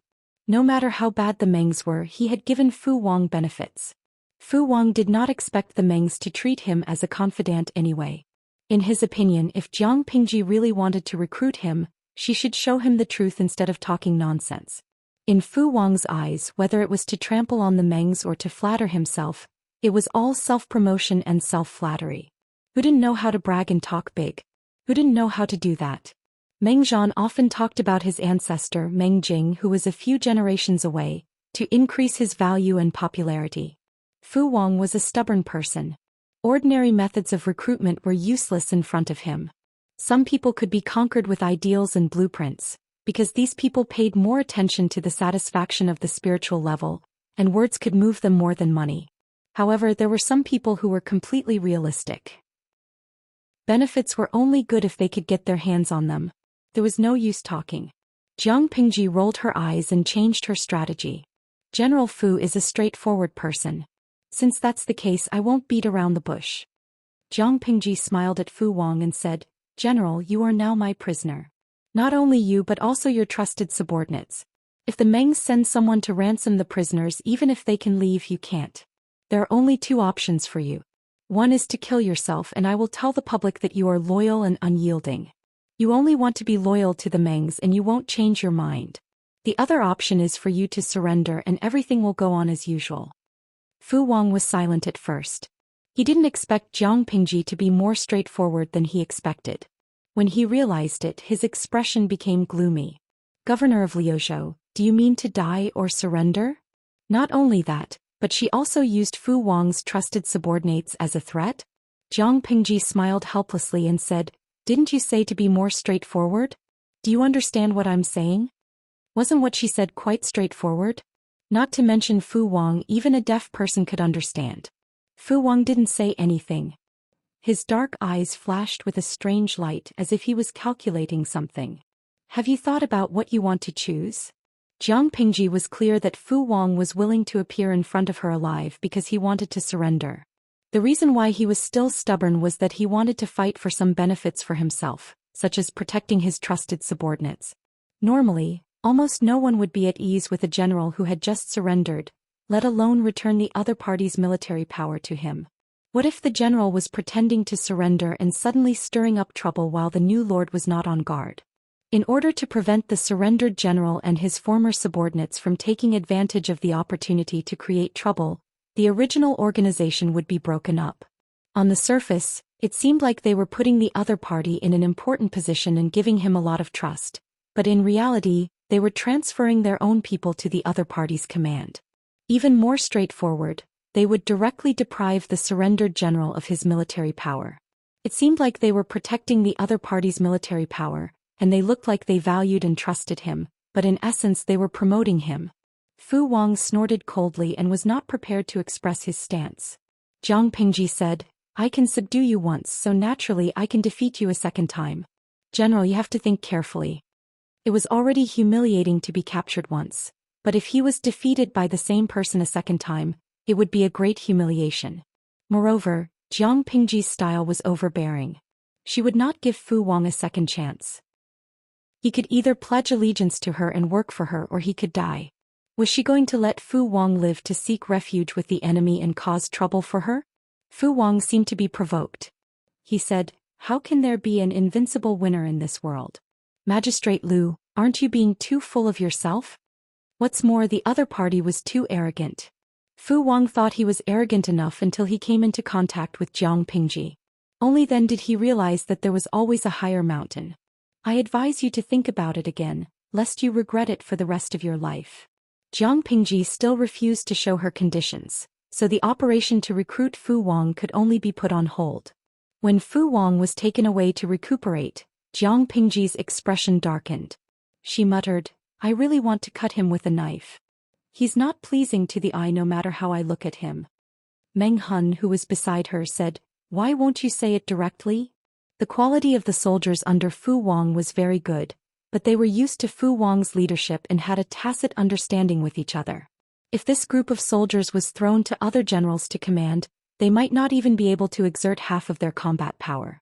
Zhang Pingji had decided to retain Fu Wang's military power from the beginning. This condition should be very attractive to Fu Wang, but why did his lord refuse to say it?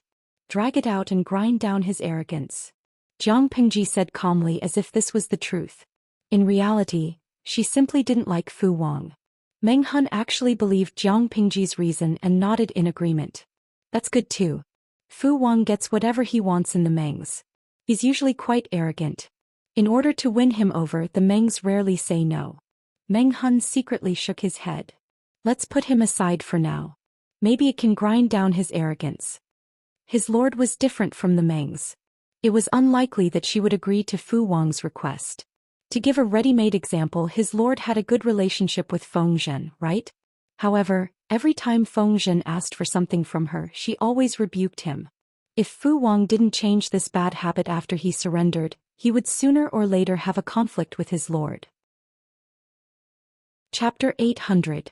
Other than Meng Hun and the other generals who believed Zhang Pingji's words, the others exchanged meaningful glances. Even the newly joined Qi Kuang and Xiao Guang sensed something fishy, not to mention Yang Si and Feng Zhen. Hey, you'll get used to it. That's the Lord's temperament. Feng Zhen comforted the two newcomers with the attitude of an experienced person. Qi Kuang didn't like to talk because of his own reasons, but Xiao Guang was more open. Won't the Lord anger Fu Wang by doing this? The Lord wants to win people over, not offend them. Things get ugly between the two sides. How will it end in the future? Feng Zhen smiled calmly and said, Zhen and Jingrong have analyzed Fu Wang in private. We all think that Fu Wang is different from ordinary people, and we can't judge him by the standards of ordinary people. Didn't Chong Ming realize that the other has never been upset about his failure, nor has he vented his anger on the Lord?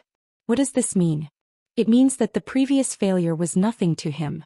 This person has long wanted to pledge allegiance to us, but the Lord refused to give him a ladder, so he couldn't get out of it. So he can only talk back. Once a general was beaten down from the clouds to the mud, no matter how good his mentality was, he wouldn't be unresponsive. Even if he didn't yell at them, he would at least give them a hateful look or an unapproachable attitude. What about Fu Wang? The other party calmly accepted his failure. His attitude towards Zhang Pingji, the culprit who caused his failure, was also indifferent. Feng Zhen seriously analyzed this point and came to a conclusion. Fu Wang doesn't care about who he's loyal to, he only cares about what benefits the person he's loyal to can bring him.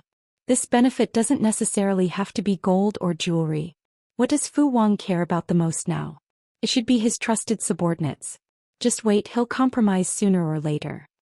In other words, as long as Zhang Pingji still had these people in her hands, Fu Wang would sooner or later surrender. Xiao Guang said, if that's the case, even if Fu Wang surrenders, it'll just be on the surface. He might be resentful. Feng Zhen said confidently, if it's someone else, they'll naturally be resentful, but if it's Fu Wang, don't worry. As mentioned before, Fu Wang was a very realistic person. As long as there were benefits, he wouldn't care about trifles. To a certain extent, a straightforward guy like Fu Wang was very difficult to deal with, but if he could find a way, he would also be easy to deal with. Xiao Guang frowned. If Fu Wang was such a person, wouldn't he have no loyalty to speak of? He couldn't help but be puzzled. Could such a person really be used? How could he be sure that he wouldn't go to the Fourth Lord? To put it bluntly, this person was an ingrate. How could he be trusted with an important position? Xiao Guang said what was on his mind. Will such a disloyal person really not harm the Lord? If there was a better target, this person would also jump ship without hesitation. Fengzhen, on the other hand, did not care. He said, the Lord does not need his loyalty. The Lord only needs him not to betray her.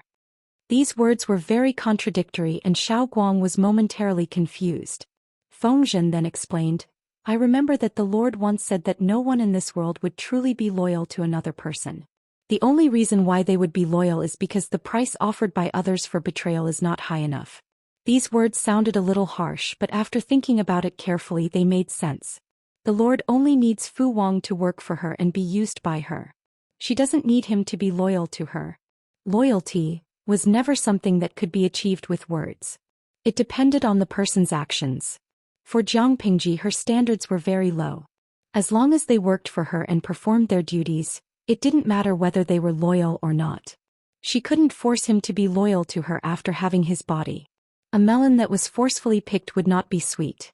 Xiao Guang was speechless. This was the first time he had heard of such a theory. After spending 2 days cleaning up the battlefield and treating the injured, Jiang Pingji planned to return to Wanzhou. Jimen Pass should be the biggest test the Mengs set. Once we pass it, we will be safe. Not only had Jiang Pingji broken through Jimen Pass with minimal losses, but she had also captured more than 10,000 soldiers and the Mengs' top general. It could be said that the Mengs had suffered a great loss this time, while Jiang Pingji had won a lot from this gamble. Not to mention a capable general like Fu Wang, just the elite troops that Fu Wang had trained for several years were an immeasurable wealth. Fengzhen and the others heaved a long sigh of relief. They had been under so much pressure that they couldn't sleep well. Especially Fengzhen. Although he had gotten rid of the Hanshi powder, his body was still damaged and he couldn't sleep well. When they returned to Wanzhou, he would definitely take a vacation. Of course, but the Mengs have been our enemy for a long time. Lanting can't be careless. Wuxia had caught a cold a while ago and was seriously ill. He had only gotten better in the past 2 days. By the time he recovered, his daughter would have taken Jimen Pass and wouldn't give him a chance to perform. Father, don't worry. I will be careful. As long as they entered the northern part of Dongqing, it would be the same as returning home. The Mengs would not be able to help. When Jiang Pingji led her troops through Jimen Pass and marched north, the news of Jimen Pass had spread throughout Dongqing. Fu Wang had a total of 25,000 soldiers, and they had the advantage of a dangerous pass. Without more than 50,000 soldiers and sufficient supplies, how could they break through the pass? Go home, wash up and sleep. It's much faster to daydream. Jiang Pingji only had 30,000 soldiers and most of them were Lu Shi's. They didn't have much supplies. But the result? She had only sacrificed 3,000 soldiers to break through the Jimen Pass and capture Fu Wang and his 10,000 elite soldiers. What kind of impressive battle record was this? When the news spread to all the forces in Dongqing, everyone turned their attention to the Mengs. The Mengs were the biggest losers in the battle. They had lost both their generals and their soldiers. How furious Mengzhan would be and how furious Prince Xianxia would be. Just imagining it made them feel good.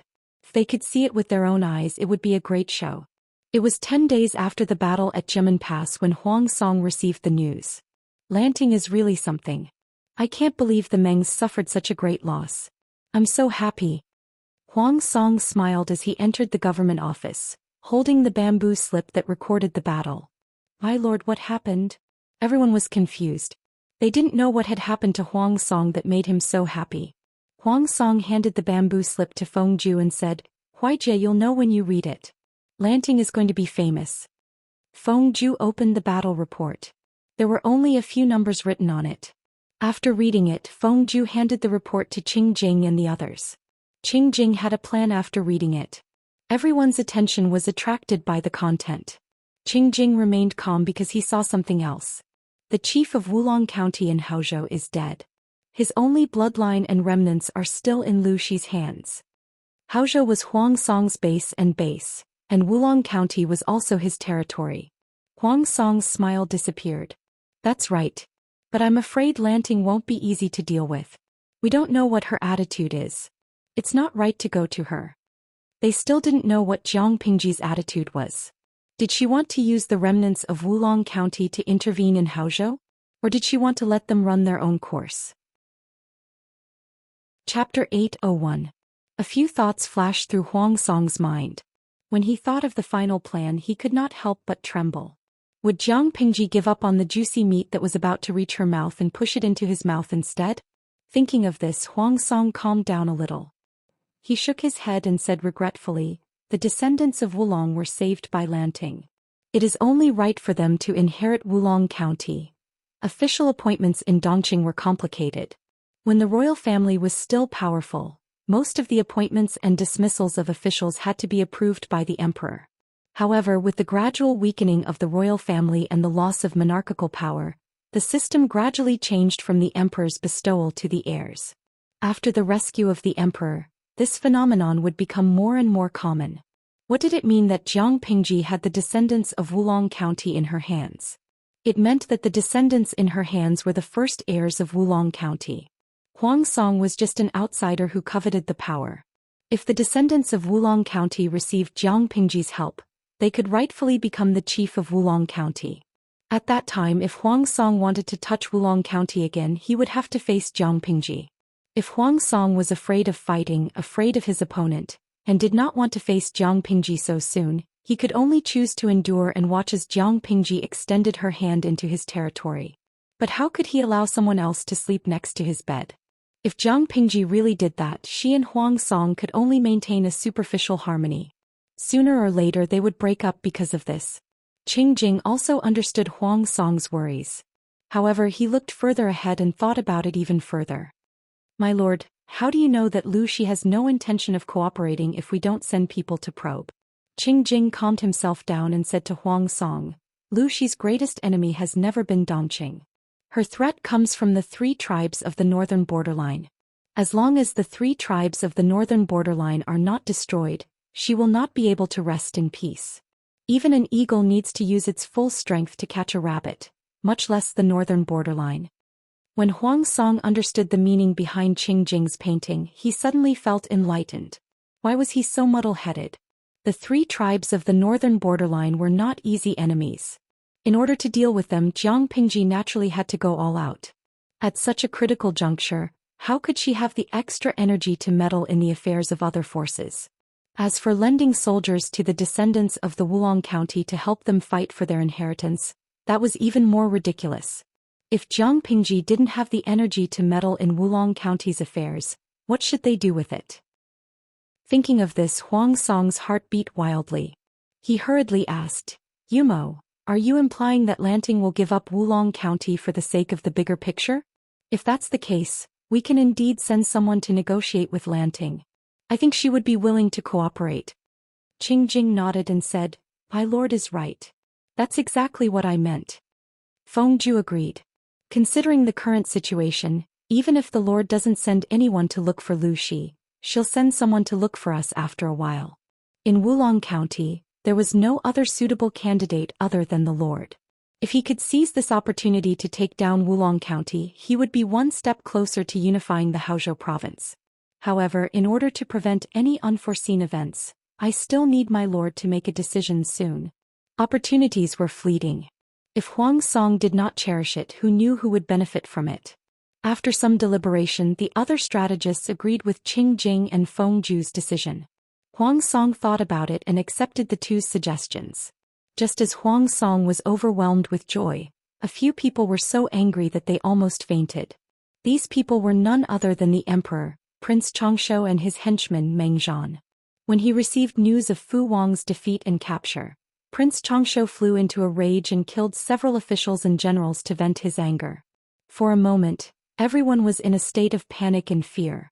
Some people even compared Prince Chongshou to the late emperor and came to the conclusion that the 2 of them were indeed biological brothers. They were the same as each other. In terms of brutality, They were practically the second emperor of Dongqing. Fortunately, none of these comments reached Prince Changshuo's ears. Otherwise he would have been even angrier.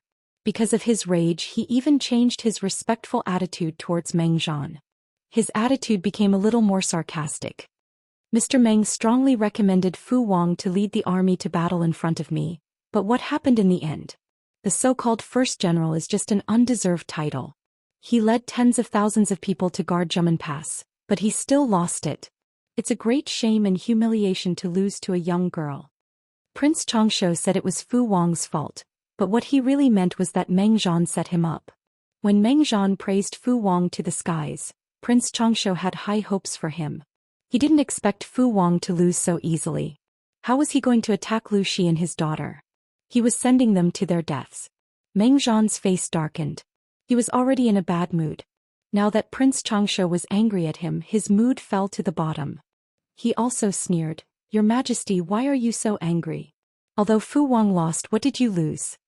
The soldiers led by Fu Wang all belonged to the Mengs. They had nothing to do with Prince Changshuo. Even if they lost, it was the Mengs' loss. Why was Prince Changshuo so angry? Could it be that this man really regarded the Mengs as his lackey and the Mengs' power was Prince Changshuo's? Prince Changshuo almost died of anger after hearing Meng Zhan's question. But he was still rational. He didn't dare to fall out with Meng Zhan at this time. He put down his status as an emperor and comforted Meng Zhan. Although he was smiling apologetically, he felt an unprecedented hatred for Meng Zhan in his heart. These two men seemed to be on good terms, but they weren't on the same page. Elsewhere, the Su brothers also received the news of Jiang Pingji's great victory. But their reactions were completely different. Su Fei and Jiang Pingji did not have much of a relationship. When he received the news, he merely raised his eyebrows and analyzed the reason for her victory with his strategist. As for Su Bei, he and Jiang Pingji had called each other brothers during the alliance meeting. The two of them were still on good terms. Now that they had no conflict of interest and Jiang Pingji had won, Su Bei was naturally happy for her. But more importantly, to think that the Mengs would have such a day. How delightful. If not for his good upbringing, he would have pounded the table and laughed maniacally. The Mengs and Sus were secretly opposing each other. The conflict between the two had continued since the generation of their ancestors. The Sus were, of course, happy that the Mengs had suffered a great loss. They couldn't wait to throw a banquet and let the whole world know about it. Come, prepare a generous gift. Send someone to deliver it to Wanzhou.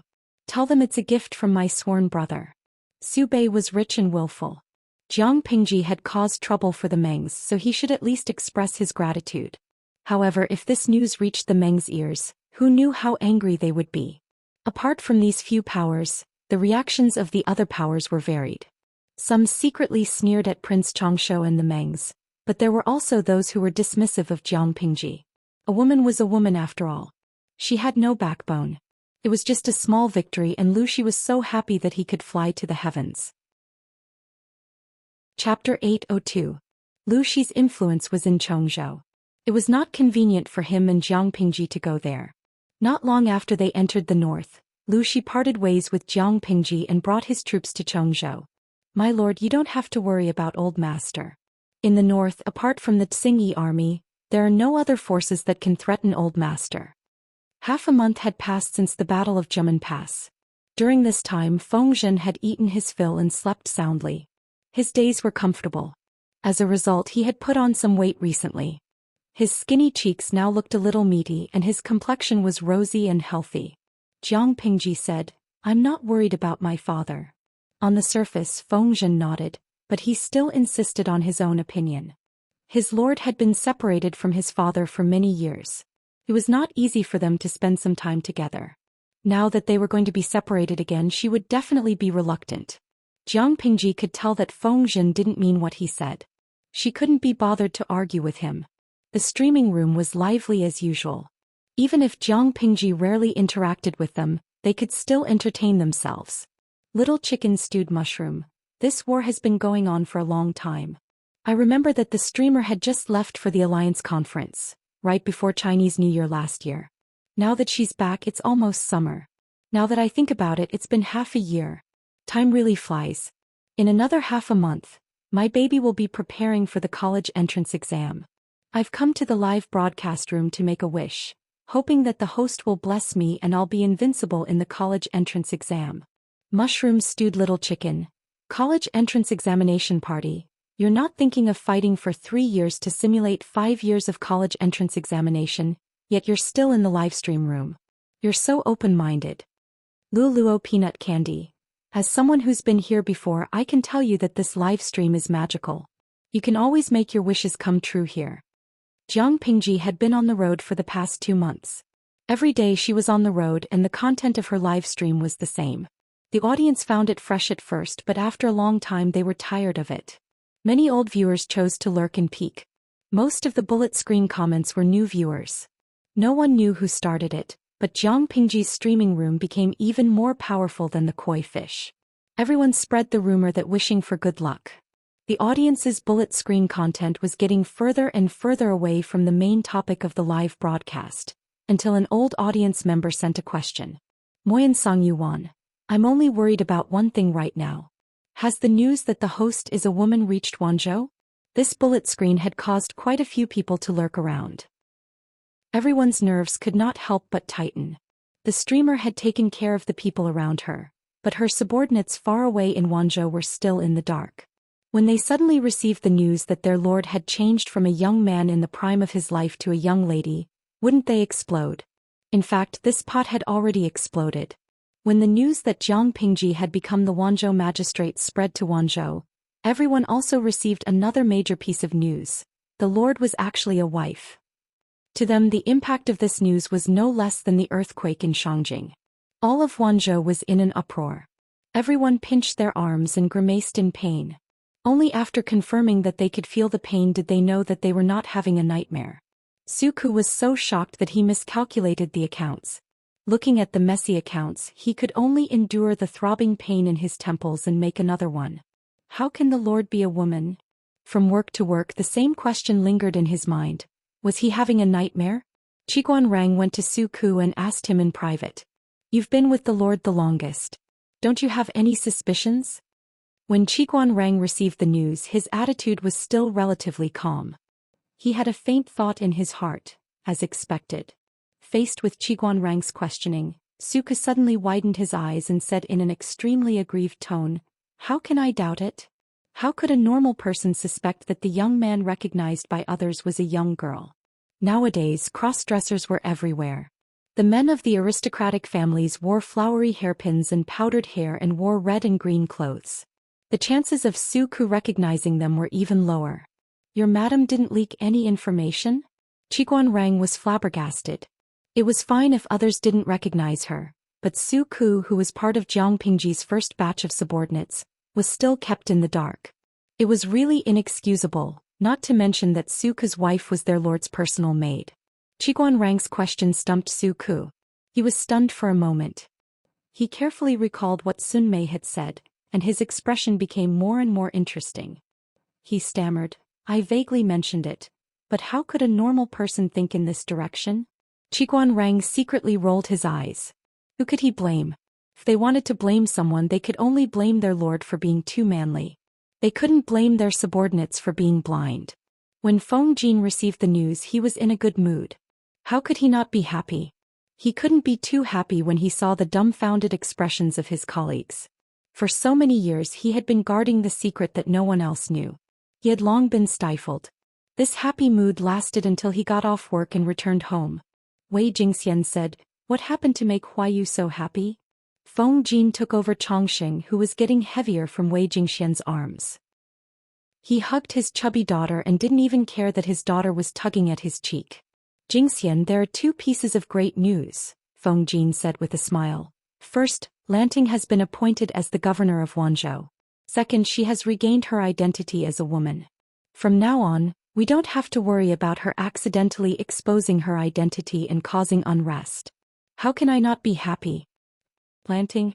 Before Wei Jingxian could answer, the chubby daughter in her arms began to speak. She had only said 2 words when transparent saliva flowed from the corner of her mouth. Don't be rude.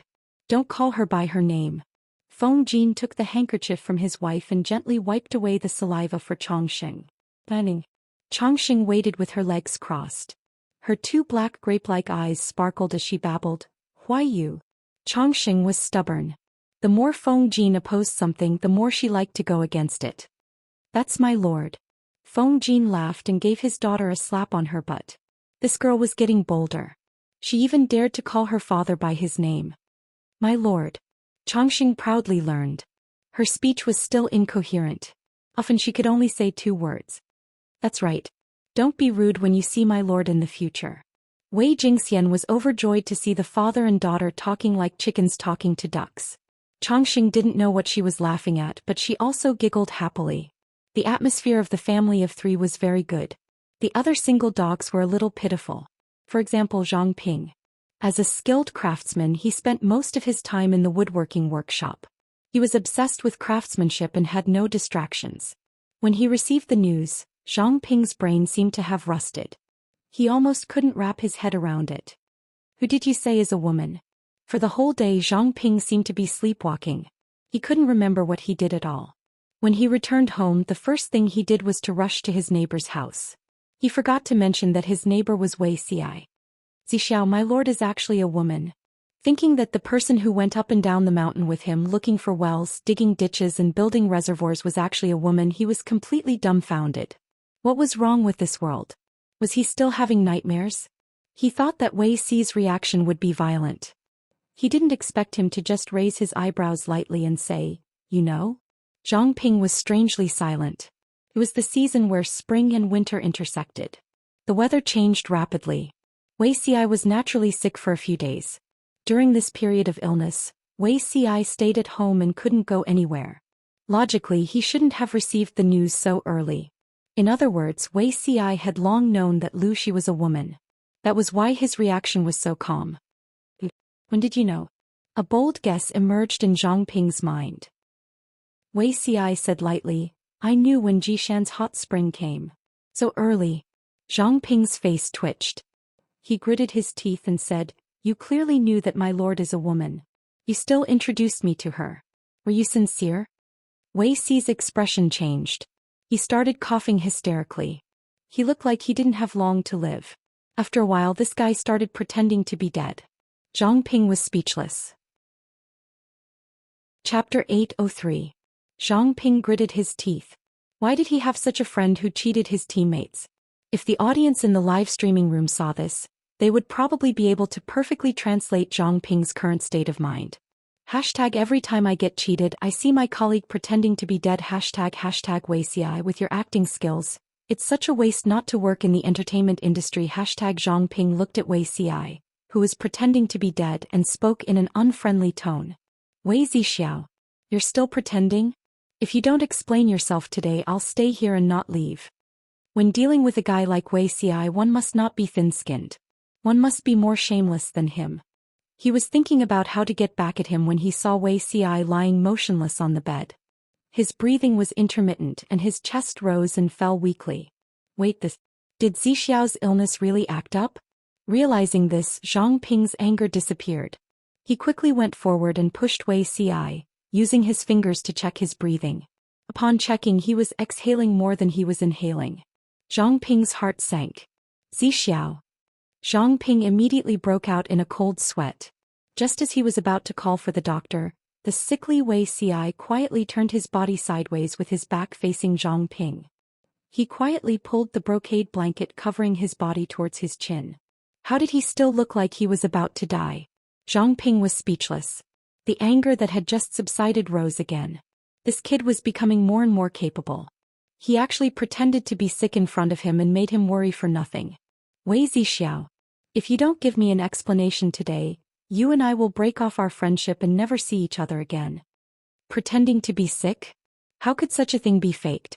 He did it on purpose this time. Who knew if it would be true next time? If the next time his illness really acted up and others thought he was acting, was this kid trying to get himself killed? Zhang Ping's tone was no longer calm. There was dignity in his anger. He was obviously serious. Wei Xiai smiled. He knew he could not continue to tease Zhang Ping. It was a small matter if the other party was angry. If he really broke off their friendship, it would be a big deal. He sat up with difficulty. His face was pale as usual. His lips were an unhealthy greenish white. He looked sickly.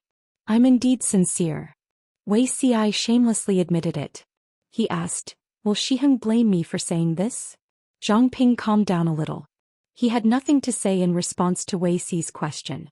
To be honest, Zhang Ping would definitely not blame Wei Xi. What's done can't be undone. What's the use of blaming you? Our lord is not a kind person who can get off this ship smoothly. What's more, you already knew that she was a woman. After some consideration, you still chose to assist her. It can be seen that in your eyes, this lord is much better than ordinary feudal vassals. It's obvious that she's the wise ruler you've been searching for. I trust your eyes too. Zhang Ping and Wei Xi had known each other for many years. He was well aware of the latter's ambitions and aspirations. He was even more aware that Wei Xi's ideal ruler was too idealistic. He thought that Wei Xi would delay his official career until he was 30 years old.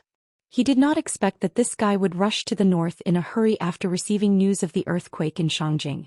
Out of worry for his friend, Zhang Ping escorted Wei Xi along the way. He was also puzzled along the way. What kind of person could make Wei Xi disregard his health and life and drag Chen Ke's sick body to seek refuge with them? When he saw Zhang Ping did not feel much at first. It was only after several interactions that he realized that Wei Xi had found the right person.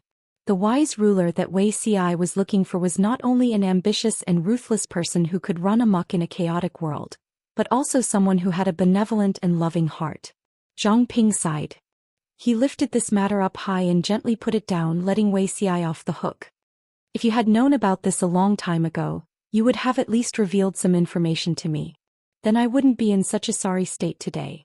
Zhang Ping thought of his absent-minded state today and felt gloomy again. You didn't say anything because you were waiting for this day.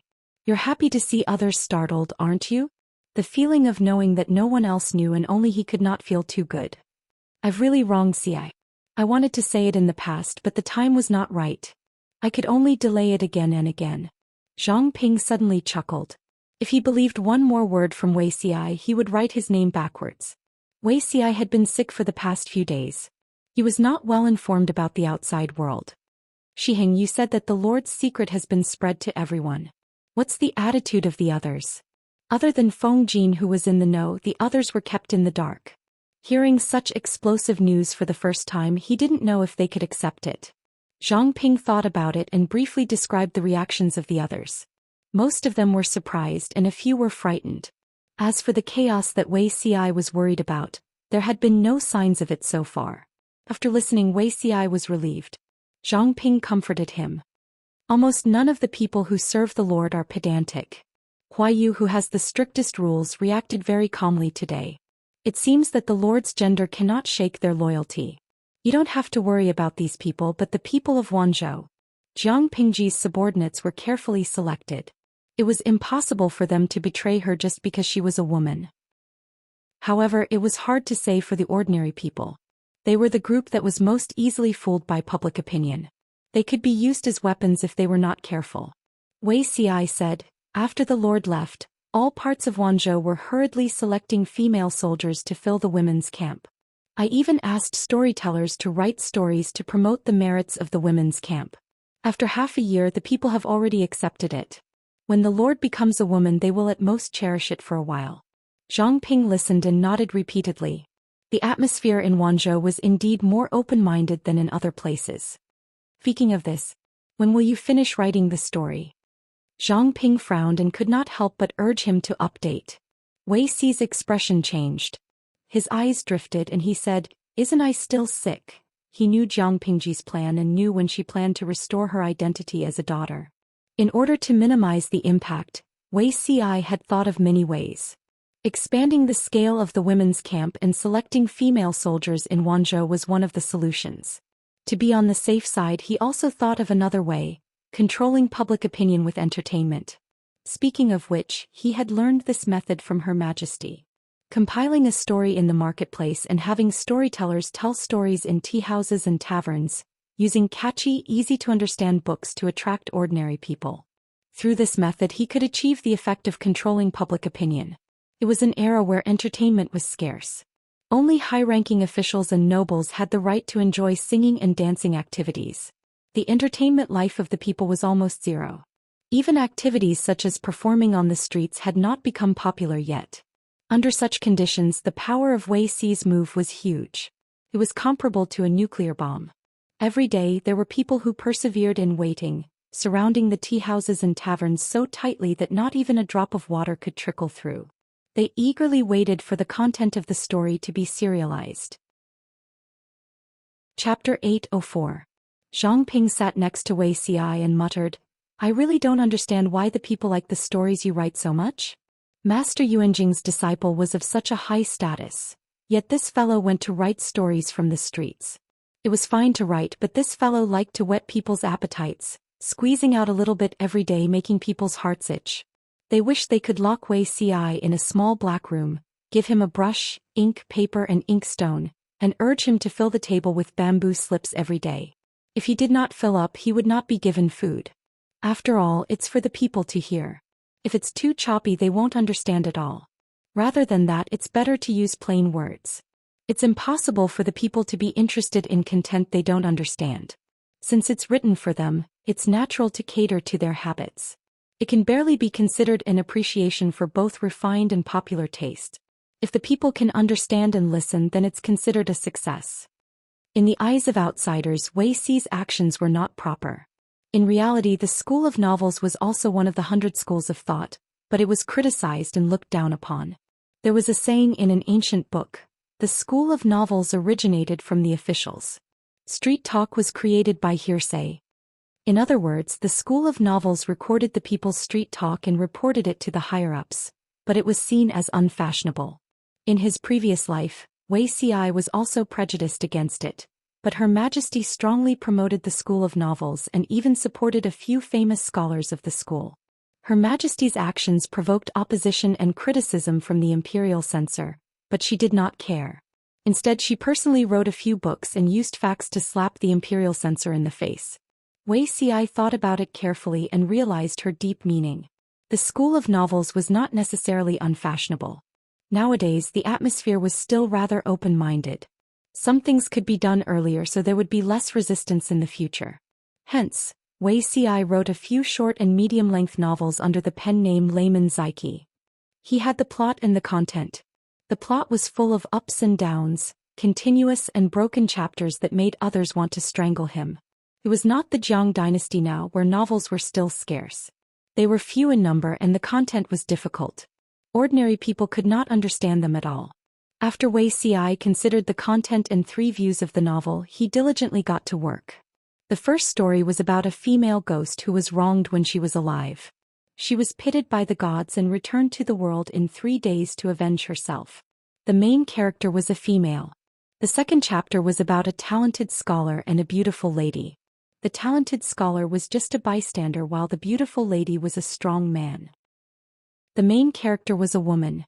The third chapter was an inspirational anti-Japanese war novel based on Duke Su of the previous dynasty. It mixed the character of the lord and the protagonist was a woman. Then the commoners unanimously believed that Layman Zaiki was definitely a cute girl. Wei Xi, what was wrong? In short, under Wei Xi's promotion, a semi-official profession appeared in Wanzhou. A storyteller. Why was it a semi-official profession? This was because a storyteller could only have the right to tell stories in the taverns and tea houses in Wanzhou if they had the permission and stamp of the prefecture government. Not only could they receive tips from the people every day, but they could also receive a fixed salary from the prefecture government. As for those storytellers without a stamp, although they could also find a stall to make a living, the content of their stories could not involve Wei Xi's novels. As for those with improper views, inciting the people and fooling the world, they were even more forbidden. If they were caught, they would be fined. Since Wei Xi wanted to use entertainment to control public opinion, he naturally had to try to regulate this industry. At first, many storytellers were not willing, but Wei Xi's novels were very popular with the people. Not only did the men like to listen to them, but even the idle women who knitted their sweaters liked them. Ordinary storytellers were not qualified to tell these novels in Wanzhou. In order to make a living, the storytellers simply took the open road of the prefecture government. Needless to say, this policy of the prefecture government was very useful. Not only did it provide the storytellers with the latest and most popular novels, but it also provided a fixed salary. The storytellers no longer had to worry about how their families would eat if they did not receive any tips one day. However, Wuxia was a single person after all. Writing novels was limited to a hobby outside of work. He could not spend too much effort. After thinking about it, he looked for Qing. A novelist? Qing frowned. What do you want a novelist to write about? Wuxia's literary talent was not low. Qing really could not figure out why he was going through all this trouble. Wuxia had no choice but to explain his plan. Ever since Qing came to Wanzhou, he had been working hard on movable type printing and engraving printing. He also had to organize a large number of books that needed to be printed. He was very busy. To put it bluntly, Qing could be considered an older otaku. He did not work and could not distinguish between the 5 grains of rice. He did not understand the deeper meaning behind Wuxia's actions. Wuxia had no choice but to tear this plan apart and explain it to Qing in detail, hoping to get his support. As Wuxia expected, Qing did not agree at first and was even quite angry. In Qing's opinion, writing books was a very serious matter. It was to educate the people and pass down a legacy for thousands of years. How could it be used for amusement? As for the novelist, Qing also thought that it was a low-class profession. The paper produced was not used to record the history of civilization, but was instead used to torment these things. Qing was so angry with Wuxia that his beard was about to fly off. Qing scolded Wuxia harshly. When his anger subsided and Wuxia explained in detail, Qing's attitude slowly softened. Is this really as important as you say? Qing's heart wavered slightly. Wuxia sighed and said, Mr. Qing, do you think ordinary people can understand the teachings of Confucius and Mencius? Even if you let the storyteller read it all day long, the people would not understand it. If they can't understand it, they will naturally not be interested. Only those that truly fit their current situation can be accepted by them. In my opinion, promoting vernacular books to ordinary people is not blasphemy. Mr. Qing, please think carefully. Qing's rationale was biased towards Wuxia's words, but he still felt a little uncomfortable. As a last resort, Wuxia could only take Qing to a tea house. There happened to be a story being told there and the people below were fascinated by it. Qing looked at it and was silent for a while. Wuxia said, Mr. Qing talked to them about the teachings of Confucius and Mencius. Almost no one knows, but ask the people about the contents of the book. Even if they only heard it once, they could recite it as if it was their family's treasures. You can think that I'm being too unorthodox, but I still have to say this.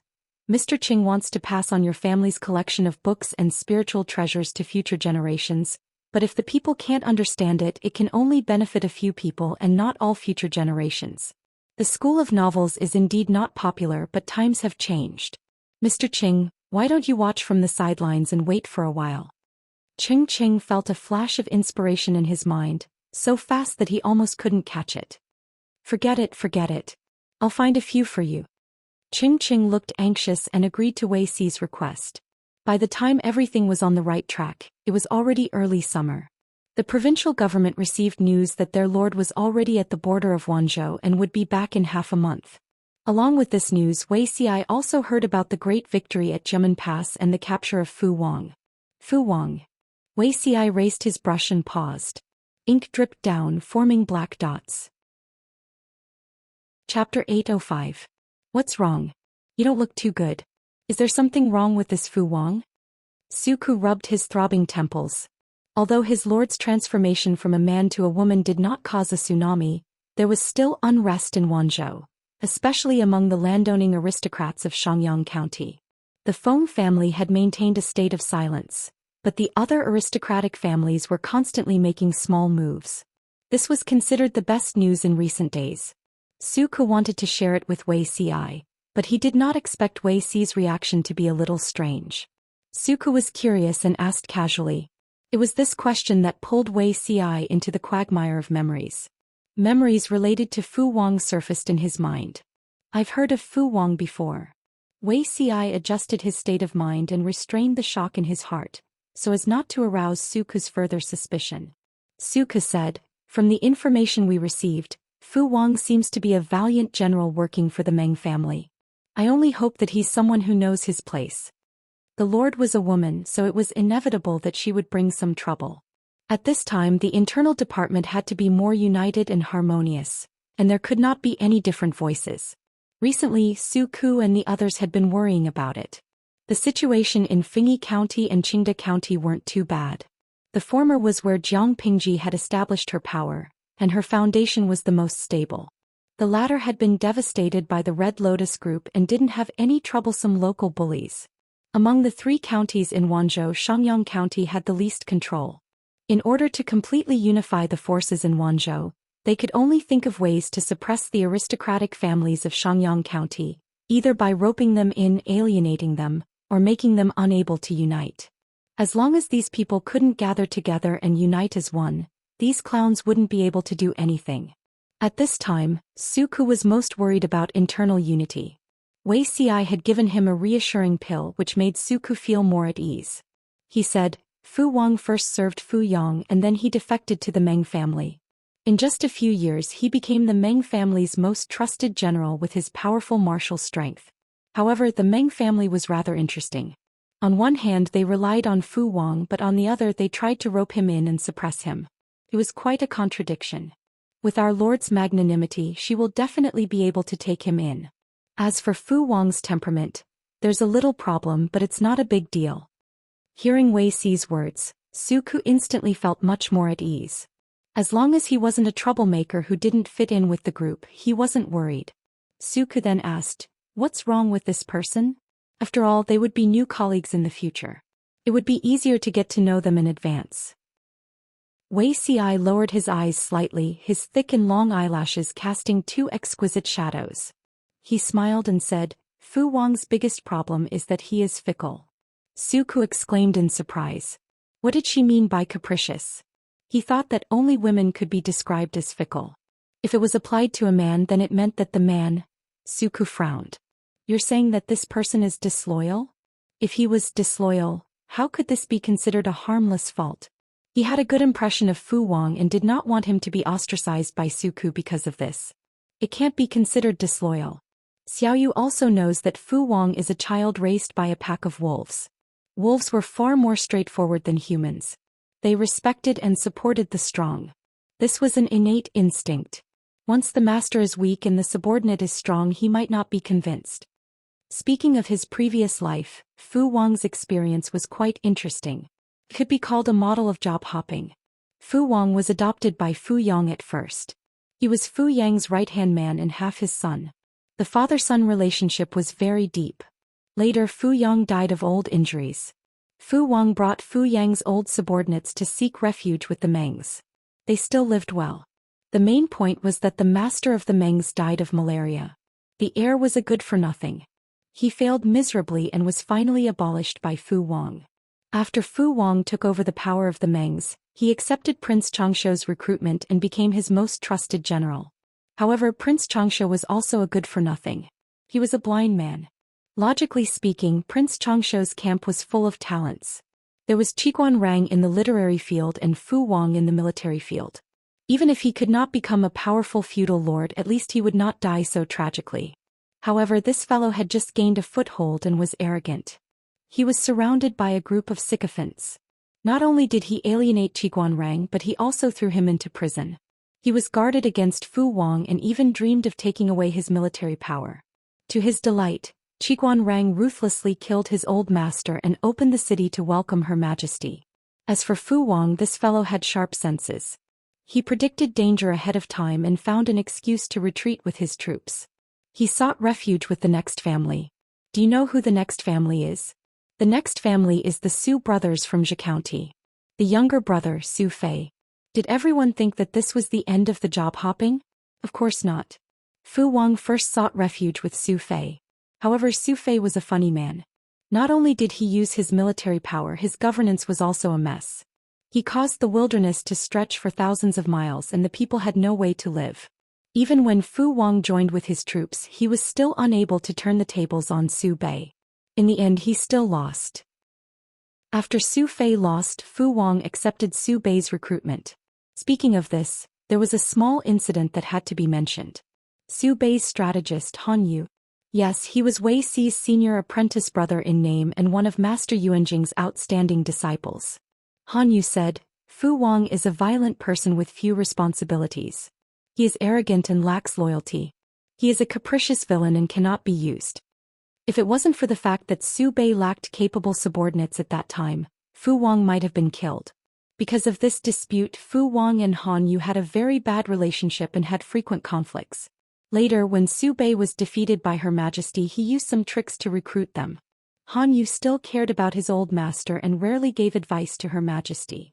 Fu Wang, on the other hand, seemed to have been injected with chicken blood and had a second spring. At that time, many people were waiting for Fu Wang to jump ship again. In the end, Fu Wang led a team of tigers and wolves. As for Han Yu, he was cautious by nature and did things meticulously. If it weren't for that incident, he would probably have died of old age. What incident? Han Yu's wife was from a prominent aristocratic family. Her family background was extremely high. However, Her Majesty had affected the fundamental interests of the aristocratic family and had reduced their power over and over again. A few aristocratic families had secretly joined forces and wanted to overthrow the palace. After all their efforts failed, Han Yu was implicated and committed suicide to escape punishment. Fu Wang was ordered to confiscate the property of the traitor. Han Yu was also implicated.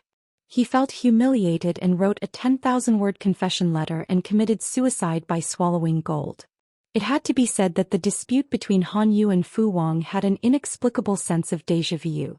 Before Han Yu died, he secretly sent a letter to Wei Xi.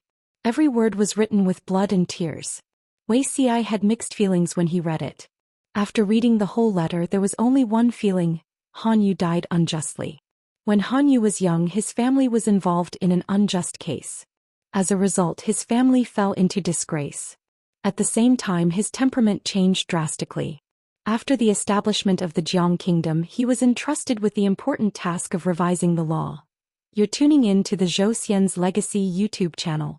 Don't forget to subscribe and join us on this journey to catch the most captivating stories.